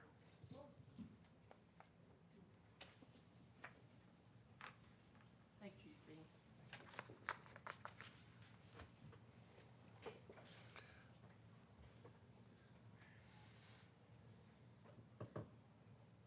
I met Mac a number of years ago, and I first met him through email. He emailed me, and he was fussing, and so I thought, gosh, this is a crotchety fella, but over the years, he went from being a crotchety fellow to being what I consider a dear friend, and I thoroughly enjoyed my relationship with him. Learned a lot about fire service, but more than that, I learned a whole lot about a man that was so passionate about his community. Yes, I could say that. I have to say my son gave his all. Yes, he did. So now, we have this resolution in front of us, and I'm going to try my best to get through it. Be it resolved by the Board of Supervisors of the County of Amherst, Virginia, that the board hereby honors and remembers Chief Mac Mays, Jr. Whereas Chief Mac Mays, Jr. dedicated 26 years of his life to emergency services, serving selflessly, faithfully through his work with the Amherst Life Saving Crew, Amherst Fire Department, and most recently the Manelican Volunteer Fire Department, which he joined in September of 2012. And whereas Chief Mays was not only a public servant, but also a man of great humility, perseverance, and character, often saying, "I'm not a popular person, but I do my part and I ask for nothing in return." And whereas throughout his service, Mac Mays Jr. consistently demonstrated leadership and compassion, culminating in his election as Lieutenant of Manelican in 2024, and then as Assistant Chief in 2025, roles in which he led by example, supported his team, and worked tirelessly to improve the department. And whereas Chief Mays remained committed to personal growth and professional excellence, managing equipment, maintaining records, mentoring others, frequently reaching out for guidance in order to serve his department with integrity and care. And whereas Chief Mays humbly accepted the responsibility of acting fire chief when called upon, and in doing so fulfilled a lifelong dream of leading his department, all while demonstrating his unwavering dedication to the safety and well-being of his fellow firefighters and the citizens of Amherst County. And whereas Chief Mays' final public message as acting chief embodied his servant's heart, stating simply, "I had each member's back while acting as fire chief. God bless."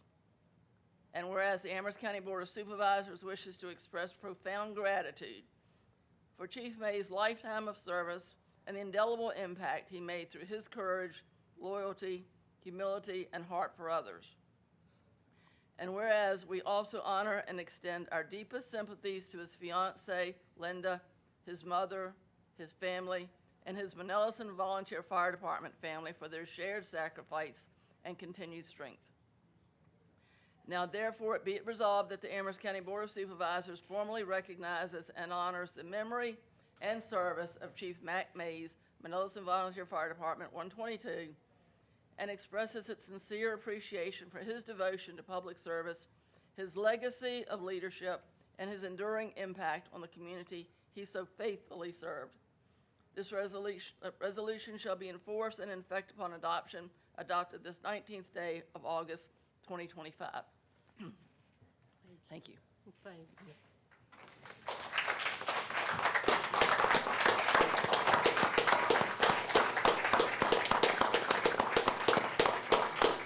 All right, let's get a picture.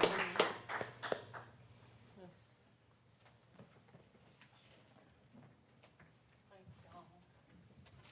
Thank y'all. He gave us all.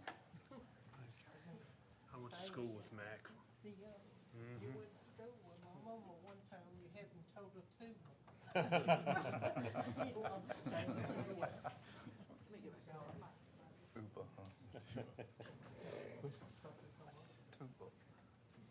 We do is pull a hot air.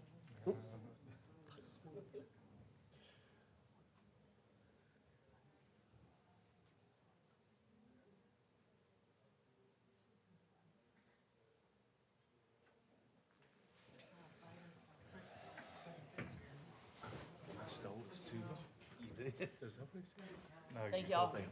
Oh, okay. You, right here, you get a copy. Yeah, if you want to.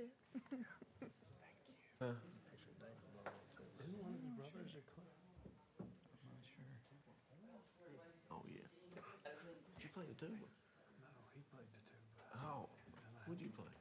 Thank you, Board. Please keep Mac's family in your prayers in the days to come.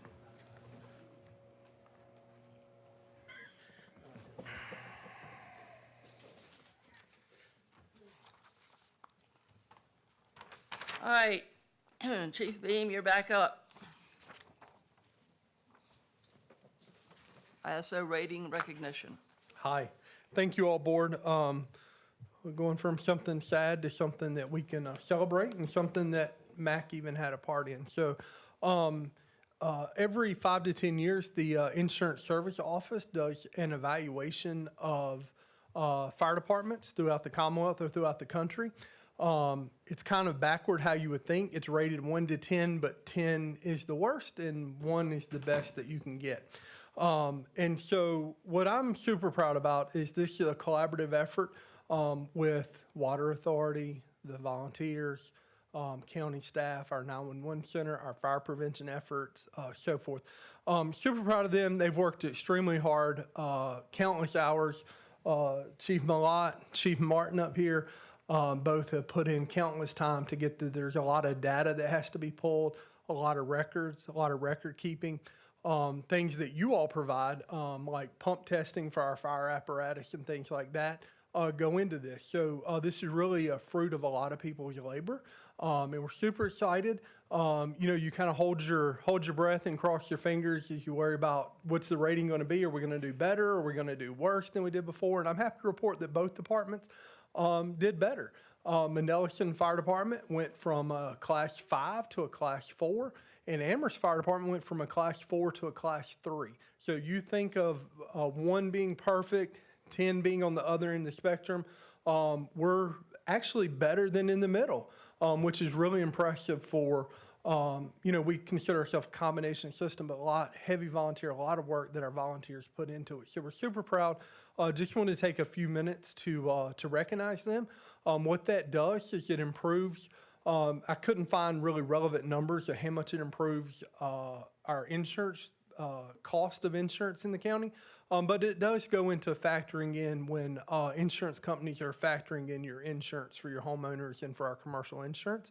That is a factor that they look at is the ISO rating. And I can tell you 100% our economic development folks often call me and ask about ISO ratings and what the ISO rating is in a particular area. So we know that it does have an impact on our economic development, and so we're super proud of that. Just want to publicly congratulate Chief Malott, Chief Martin, and the Mandelson Volunteer Fire Department and the Amherst Fire Department for their hard work. I'll answer any questions you may have. Board members? I have none.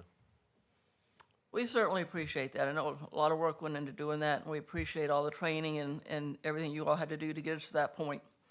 And our homeowners insurance rates, certainly thank you. Yes. Yeah. Yes. Very Appreciate good. it. Thank you very much. Congrats. Thank you. Thank you, sir.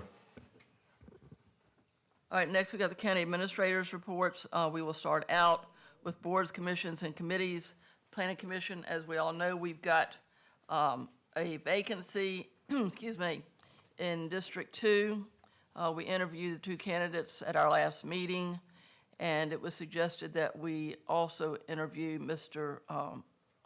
Martineau, who has expressed an interest in retaining his seat on the at-large seat of the Planning Commission. So we will bring Mr. Martineau up, and we've got a number of questions, 8 questions here that we will ask. Mr. Martineau, before we get started, is there anything you'd like to say? Yeah, Madam Chair. Honestly, I'm unsure why I'm here. In the past, when my term's up, I pen a letter of intent, submit it, it's reviewed, it's voted on, and I get a nice little letter in about a week saying I'm being reinstated. This is a new process for me. I'm a little confused as how this plays out. Well, let me start out by saying, this has nothing to do with you. It is an anomaly. It has been our past practice that if somebody served in a position, served well, and no one else expressed interest, that we just went ahead and reappointed them. This is an anomaly. It has absolutely nothing to do with you. And I suspect that as a board that we may look at this and put something in our processes that have to deal with this going forward. So please, we thank you for your service. And I have had a number of people call me and tell me that your expertise and stuff has been invaluable on the Planning Commission. I appreciate that. It's been, like I said, it's ended the third term. It's been 12 years. I think I got one more in me. So I'm willing to give that to the county. Thank you. All right, board members, you ready? All right, first question. We know about you. What experience or background do you feel like you brought to the Planning Commission? I have, in my younger days, I was assistant field supervisor for a commercial contracting company in Houston, Texas. Job was to travel from job site to job site, make sure everything was going as planned, and everyone had what they needed to do the work. I've worked in Wyoming with the equivalent of VDOT. We did a lot of work in stormwater runoff because of the spring melts in the mountains. It was a major job to keep track of all that. Florida, I worked in Florida as well in a construction position. I don't know, some of you may be old enough to remember Mike Douglas, the talk show host back in the day. Yes, indeed, I am old enough, so there's that. I like how he looks at you for that. He had started a subdivision in Boca Raton, and I was part of the contracting team that was down there building those houses. Worked with many municipalities in water and sewer. Recently, we've been here 32 years. Prior to that, kind of got recruited from Texas to Central New York, and I worked as a contractor, but I had contracts and connections with Colgate University and working in all aspects of their wastewater and water treatment plants, and had contracts with several frat houses in that town. So, and then decided we needed to get back down south and ended up landing in Amherst County. We are glad that you did. Mr. Martin? Yeah, so first, thank you for your service on the Planning Commission. We definitely appreciate that. I think the answer to the next question is obvious. Have you ever served on a citizen advisory group before? Mm-hmm. Yes, you have.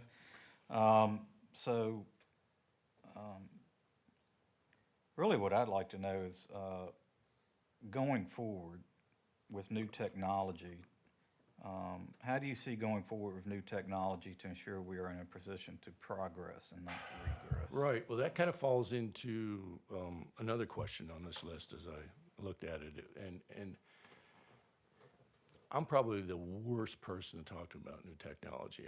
I am admittedly a tech dinosaur, and most of the time happy to be so.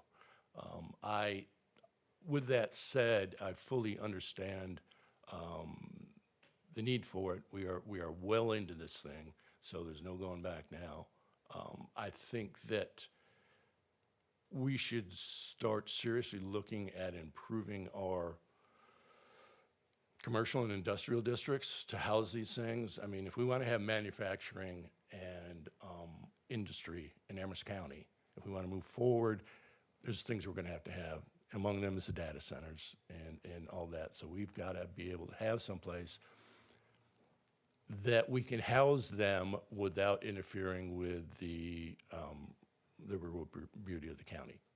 You know, I mean, we've been landowners since we've been here, and we don't want, we don't want to cause any harm to that. But I think we need to look at expanding that district so we can, because we can't move forward if we're not attractive to manufacturing. Thank you very much. Well, Mr. Martineau, I've served on the Planning Commission with you for, I don't know, probably 12 years. Yeah, as long as you've been And here. I've really enjoyed, you being on the board. I think you bring a lot of common sense to the board. Thank you. And, of course, your expertise in contracting and building and things like that, but you're always extremely level-headed. You look at both sides of the issues, and I think you bring a voice of reason. And so, I mean, I support you for this position. I don't have any further questions for you because I've seen you in action, and I think you're definitely a positive and a plus for the county.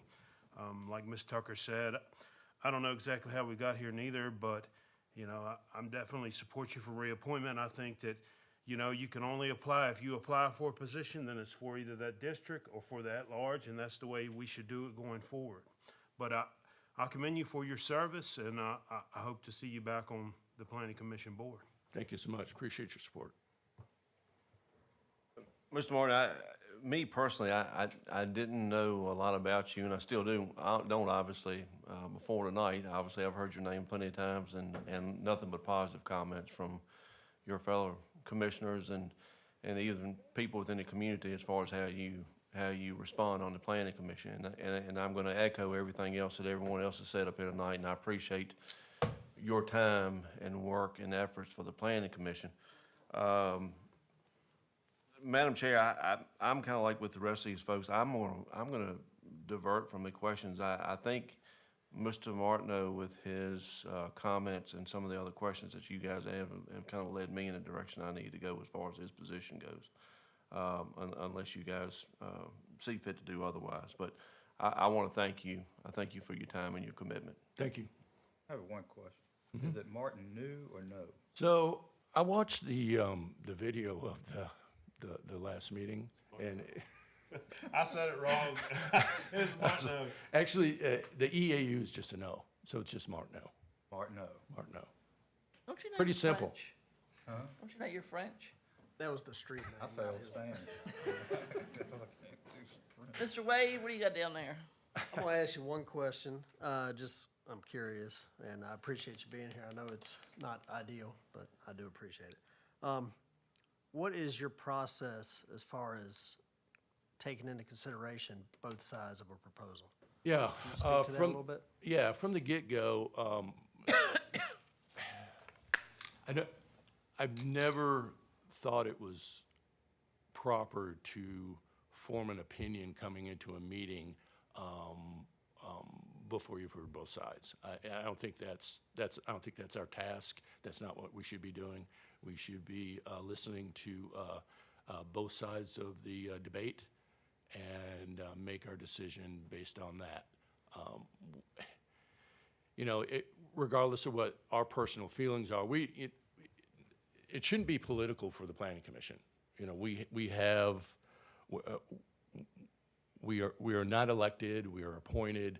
We have the guidelines of the comprehensive plan and the ordinances that are in place, and that's all we should be basing our decision on, regardless of how we feel personally about what's being presented before us. So, yeah, absolutely not. No preconceived ideas or position before we hear everything. Thank you. Appreciate it. Anything else? All right, board members, what's your pleasure? Madam Chair, I'd make a motion, we appoint Mr. Martin O. to a 4-year term as the at-large representative. All right, there's a motion on the floor by Mr. Martin. All in favor say aye. Aye. Opposed, no. Motion passes. Mr. Martineau, thank you. Thank you all. We look forward to working with you for 4 more years. While I got the board's ear, I would like to lift up the staff. I've worked with these people for a long time. I've known them prior to that. My wife and I were active in youth groups at church and mission stuff. Some of these same people that are sitting here today were in that. Mr. Creasy was a part of that as growing up. The staff that, Mr. Creasy's staff, Mr. Young's staff, Mr. Bryant went to school with my daughter. So did you, I think, yeah. And we actually knew Mr. Bryant by another name back then, but I'll leave it to him to reveal that. So, but thank you all. Appreciate it. Thank you, sir. Yes, ma'am. Thank you. So they were in his youth group You were at the feeding of the 5,000.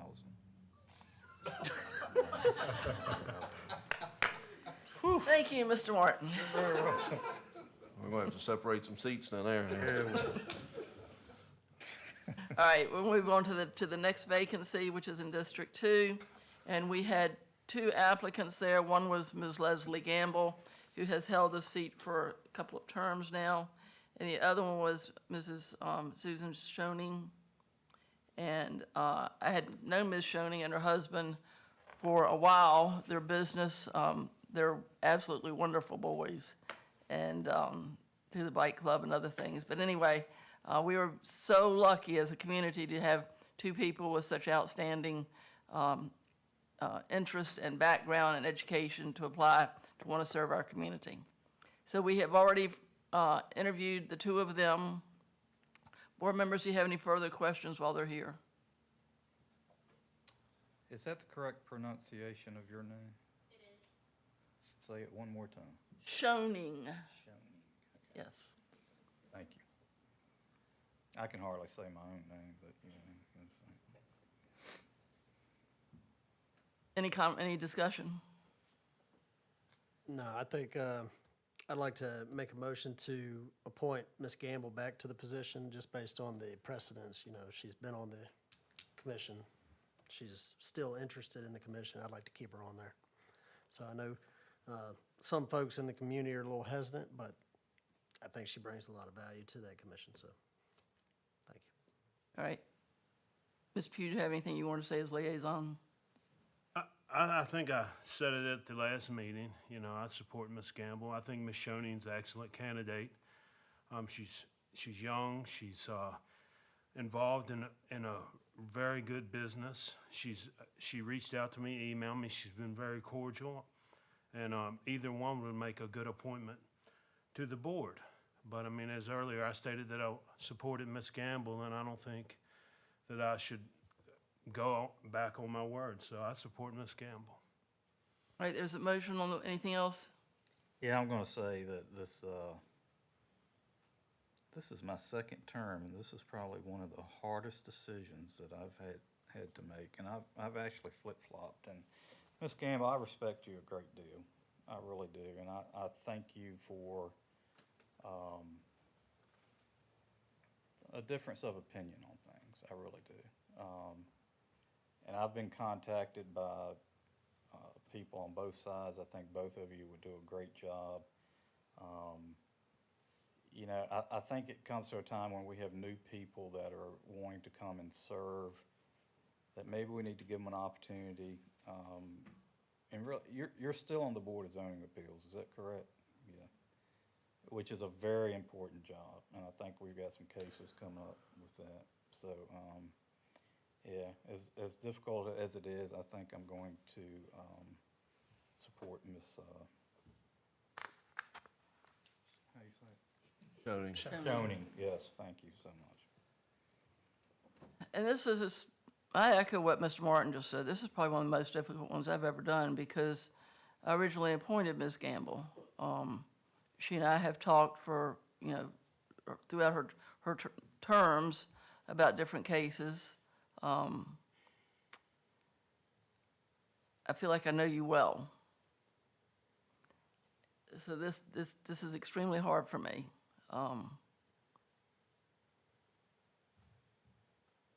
Anyway, there's a motion on the floor by Mr. Wade. All in favor say aye. Aye. Opposed, no. No. And we need a voice vote. I don't know who did what. It's 2-3. Drew and I voted no. I mean, voted yes, and Okay. Yeah. You know, I can't hear. yeah, and then Drew and I were no votes. Okay. I mean, yes Yes votes, votes. and y'all 3 were no Okay, votes. all right, let the record show that. Ms. Gamble has nothing, I still love you. I appreciate everything that you have done, and I look forward to future lunches. Thank you. All right, Never take me to lunch. with the things you say about me, why would I take you to I lunch? know. All right, moving on. Well, we need to appoint Ms. Oh, yeah, excuse me, got it hid myself. All right, so there's a motion, 3-2 vote to appoint Ms. Schoening. gotta No, make you it. need No, to you make have a to make a motion. motion. Aren't you doing that? No, they're on the opposing side, so one of us would have to do I that. make a motion, we appoint Ms. Schoening to the District 2 representative. Motion on the floor by Mr. Martin. All in favor say aye. Aye. Opposed, no. Motion passes. I got confused with my Robert's Rules of Orders board, sorry. All right, now, Mr. Bryant, we have the Reassessment Board of Equalization. Yes, ma'am. As we've brought up to you multiple times to keep you aware of this, there's 5 county citizens and property owners that have been identified and stated their willingness to serve on the Board of Equalization. They are Kenneth Campbell, who's our retired building official, Walter Sturmfels, a retired construction manager, David Emmerich, who's a contractor, Andrew McCarty, owner and VP of a roofing company, and David Scruggs, retired civil environmental engineer. That is included in the recommended motion. That's the 5 folks that are required to be on the committee. There's also 2 alternates in your recommended motion. That's Kevin Peterson and Jenny Willett as alternates number 1 and number 2. Just for a matter of clarity and organization, if you do make the recommended motion, Mr. Popovich will send notice to the circuit court. What you're doing is making a recommendation to the circuit court. The circuit court makes the final decision. Once the judge appoints, these candidates will be sworn in. They would start January the 1st, 2026, and then there would be an onboarding and training process with the Department of Taxation. Any questions for staff? Board members? All right. Is there a motion? So moved. No, that's all right, Mr. Martin, go ahead. All right, motion on the floor by Mr. Martin. All in favor say aye. Aye. Opposed, no. Motion passes. Thank you. And again, that was refreshing to see so many people that came out and wanted to serve, and really good qualified people. County Attorney's report. I have nothing at this time. Parks, Rec, and Cultural Development, Mr. Martin. Yep, so they started putting the new windows in at the Parks and Recreation Building. I think they're gonna be completed in about 2 to 3 weeks. A lot of sports activities going on. There'll be more in the fall. I think the biggest thing coming up is the county fair, September 4th through the 7th. They're still looking for volunteers, so if anybody would like to volunteer, please contact Parks and Rec. Eric Bowen. Eric Bowen, Jeremy Bryant. That's right. Whoever. Love to have volunteers. It takes a lot of people to put that fair on, so. I'm sorry. I'm fine, thank you so much. All right, thank you. Ag Committee, that's me. They're staying busy right now. It is, as it is every time this year recently since we started the fair, everything is geared towards the fair. Really happy to announce that Ms. Creamer from the Ag Committee is now liaison with the fair, and she brings a lot of experience there. I'm really happy to see the ag sector participating so much in our upcoming fair. And if no one here has ever seen mutton busting, you need to come to the fair and see mutton busting. It is something else. You got these little kids who are riding sheep with little helmets on, and they let them out of the gate, and they try to stay on, and they don't, and they fall off. It is hilarious. It's great. And also our agriculture and our bovine and our swine and goats. Mr. Pugh, sheep, are they there this year? I'm not for sure. I'm not for sure. But anyway, we highly encourage you to come out and take a look at it. People, the volunteers, staff, and our citizens have really put a lot of time and effort into this. It's a fun time. Madam Chair. Yes, sir. So typically at the fair, the fire department puts on a firefighter competition. This year, we're doing something different. We're doing a vehicle extrication challenge. So we'll have different departments basically competing to see who can get a victim out of the car quicker, cutting the car up. So if you want to see how that works, what your men and women train to do and have to do, unfortunately, to remove victims from a car, please come out and see that. We're also hoping to get Central One to come in, so I'll be very interested to see that. Thank you. Not very agricultural related, but still kind of cool. Not a sheep. Mr. Pugh, I'm so sorry. I meant goats, not sheep. I got sheep too. I got sheep Do too. you really? Yeah. This is really going My sideways. mistake. It's getting late. Treasurer's report, Ms. Carden. And thank you for everything you do. So glad to be in Amherst County. Good evening, Madam Chair, board members. You have the report in front of you. I just wanted to tell you that since this quarter ended June 30th, I did do some more calculations today. And so since July 1st, we've collected another $1,026,523 in real estate taxes, because the due date was July 1st. So therefore, the balance for real estate on outstanding for 2012 through 2025, we only have a balance of $1,347,172. Now, that's through the first half of 2025 real estate. So that's a good thing. So I would say for the first half of 2025, we have collected 93% of our real estate. And then, of course, we'll be sending those lovely love letters out to everybody soon for personal property. On the personal property side, for 2020 through 2024, we've collected 98% of our taxes, which I think is very, very good. I think when I was here last time, also, we talked about maybe moving some monies from textbook and from school nutrition, which we did, and we put those monies into the LGIP. And so we moved like $1 million, I think, yeah, it was $1.5 million from cafeteria. And that was just done in June. And so just for the month of June, which we got nothing the way we were doing it, you know, we were not getting anything.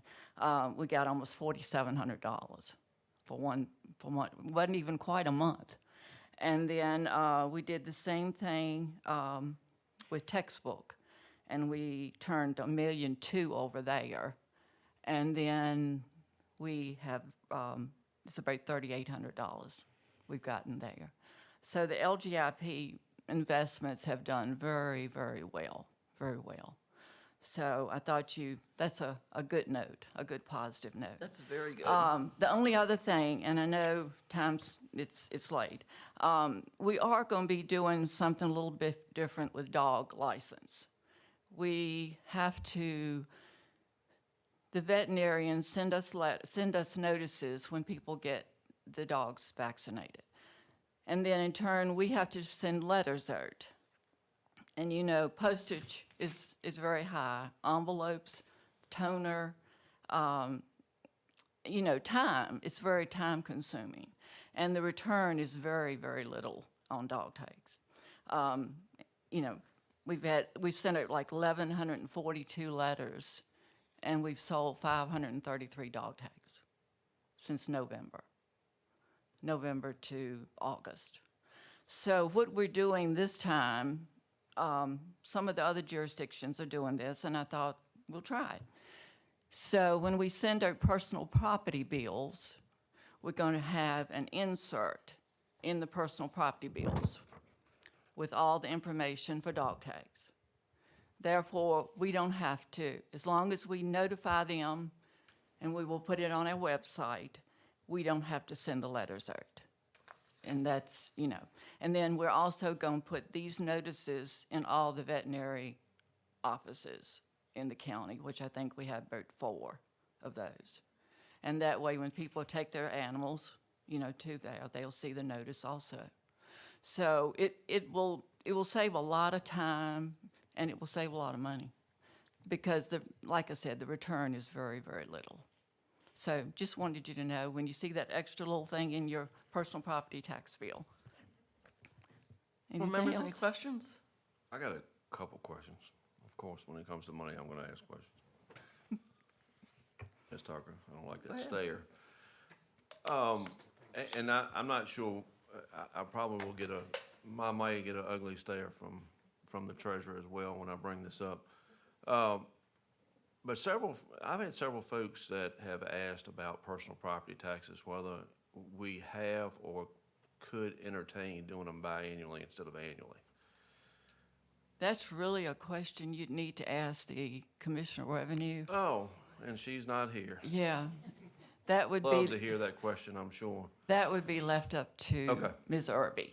Okay. Yes. And then finally, this is more for Ms. McBride, on the interest that, hopefully, Mr. Bryant prepped you for this, because I forewarned him this morning. Yes. Based on what we budgeted versus where we were at the end of the year, how did we trend? Do you know? I prepped her on the medical question. Oh, okay. I prepped on, Yeah, I hadn't on got that to question that this yet. morning. Okay. Okay. So just. Yeah, no, that's fine. I'd just be interested to see, because I knew we did so well with our interest earnings. I'd love to know as far as how we budgeted compared to what the real-time numbers were for FY '25. I'll hold off to the rest of the matters of the board. So, thank you. Thank you. Thank you, Thank Ms. you. Carden. Thank Appreciate you. you. All right, now we'll open up for citizen comment. Anyone here wishing to speak?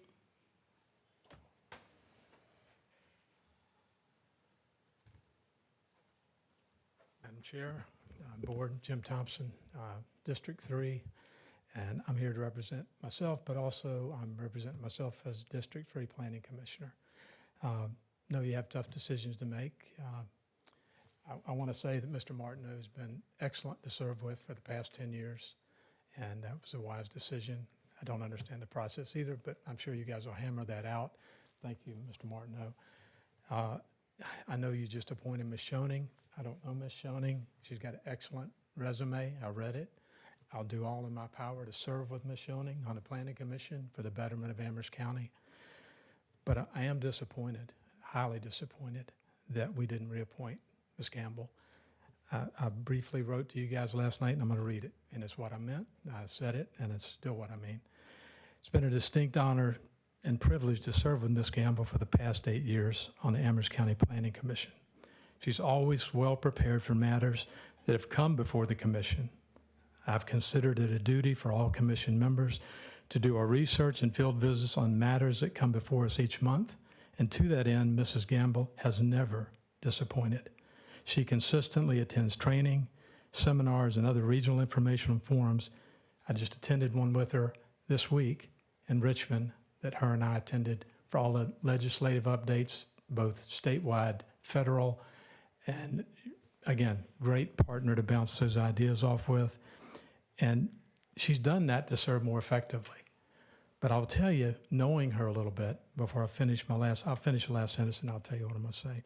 I firmly believe that she has the interest of all stakeholders, who come before the commission and wants the very best for the citizens of Amherst County. And I can tell you, just knowing her, like probably Ms. Tucker does, maybe not as well, but I know her pretty well, is that she's got a depth and wealth of experience, business-wise, personal-wise, and I've cherished her being on the Planning Commission. Not to agree with me on everything, because I don't agree with you on everything, and that's the way it's supposed to be. And I'm going to still not agree with you on everything, and I hope that's the way you want it. But if I get to the point on the Planning Commission where I feel like I have to agree to get along, then things may change. But you appoint me just like you appointed Ms. Schoening just now, just like you're reappointing Mr. Martineau. And again, I don't have to like everything. I appreciate the tough decisions you make, but I really, really support Ms. Campbell and whatever she does on the BZA or anything else she wants to do in this county, because I think she's a great asset to Amherst County. Thank you. Thank you. Thank you. All right, matters from the board. Mr. Wade? Yeah, just one, based on the decision for the special exception tonight. I know we've got the upcoming retreat, so I'd just ask that we as a board take into consideration trying to clarify expectations for those wishing to pursue utility scale solar in the county.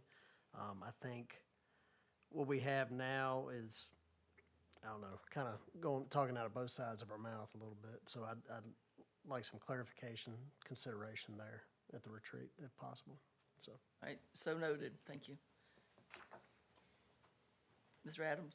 The only other thing I have is really, well, it's a couple things, but a couple weeks ago, as I was driving into Madison Heights, it's really, I think it's being a longtime resident of, actually all of my life, rather, resident of Amherst County, you have to make sure that you keep yourself real and become non-complacent of your surroundings to where you can be attentive to things that may need to be addressed or things that are being addressed that we need to recognize.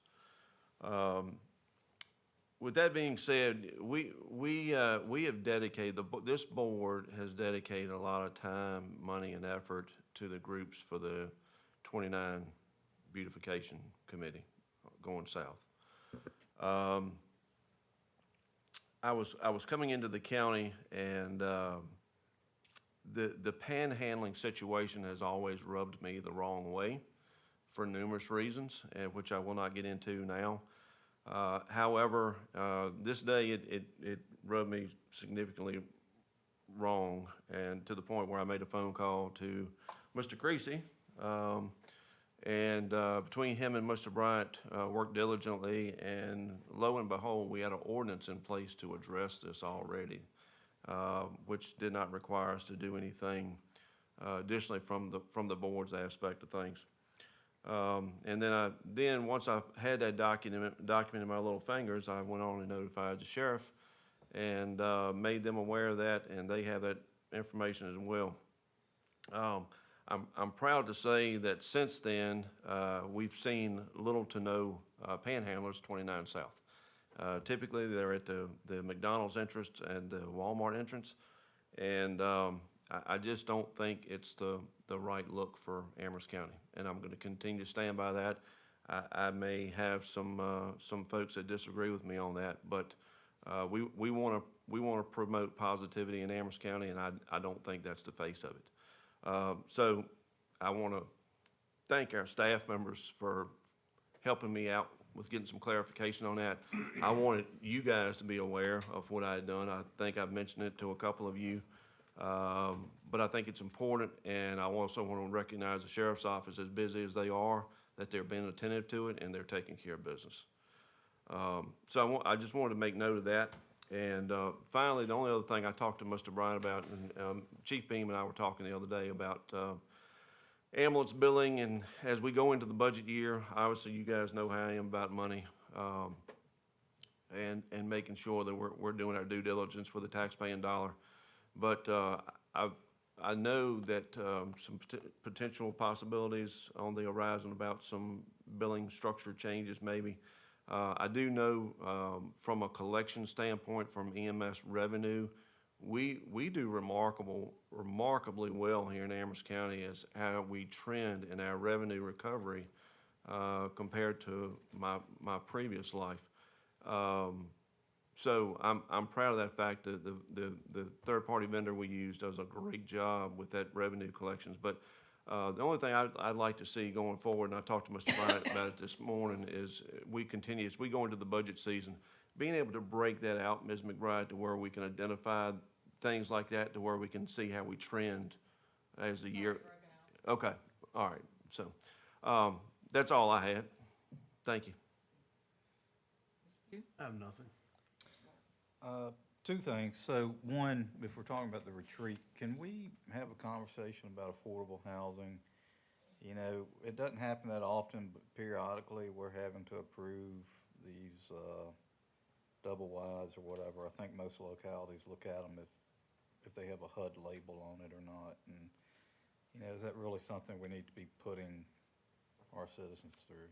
So, and then the second thing, it's kind of personal, but last Friday, I had a kidney stone, and I thought I was going to die. But Mr. Chief Beam's staff took excellent care of me on that ambulance ride. It hurt, I'm gonna tell you what, but It's different when you have to see that side of the ambulance, but, thank you, Chief.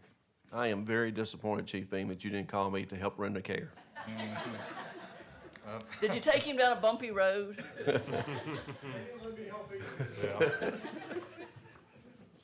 Well, Mr. Martin, I'm glad that you've recovered.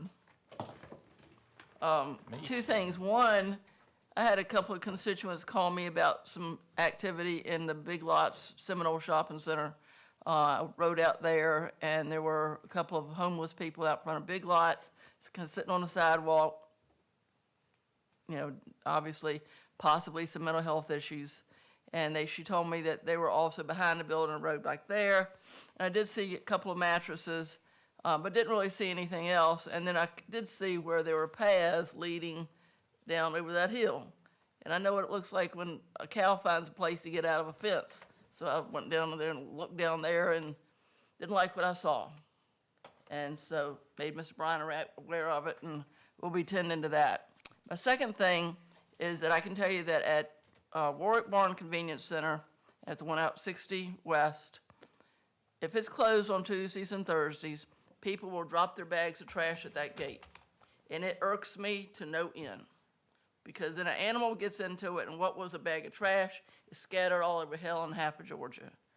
And I talked to Mr. Bryan, you know, could we put cameras or something there so at least we can capture a license plate for the sheriff? And if we use what we're using at, I can't think of the name of those cameras, but anyway, it would be in excess of $100,000, and I couldn't come and say anything about that and ask for that. But my question was, why can't we do something simple like put up, this is being, you know, this is under surveillance, and put up a game cam, just something that's relatively inexpensive. We do it on the farm. Why couldn't we do something like that? Yeah, Ms. Vire with our IT department, we talked about that today. Oh, did she leave? Oh. We're going to talk to Mr. Lombardo, our Public Works Director, and come up with some more solutions. And when it comes to Big Lots and everything out there, we do have a member of the EDA that's here, so let's just see what we can do. All right, that's all I got. Anything else? No, ma'am. Is there a motion to adjourn? So moved. Motion on the floor. All in favor say aye. Aye. Opposed, no. Motion passes. Board members, thank you. I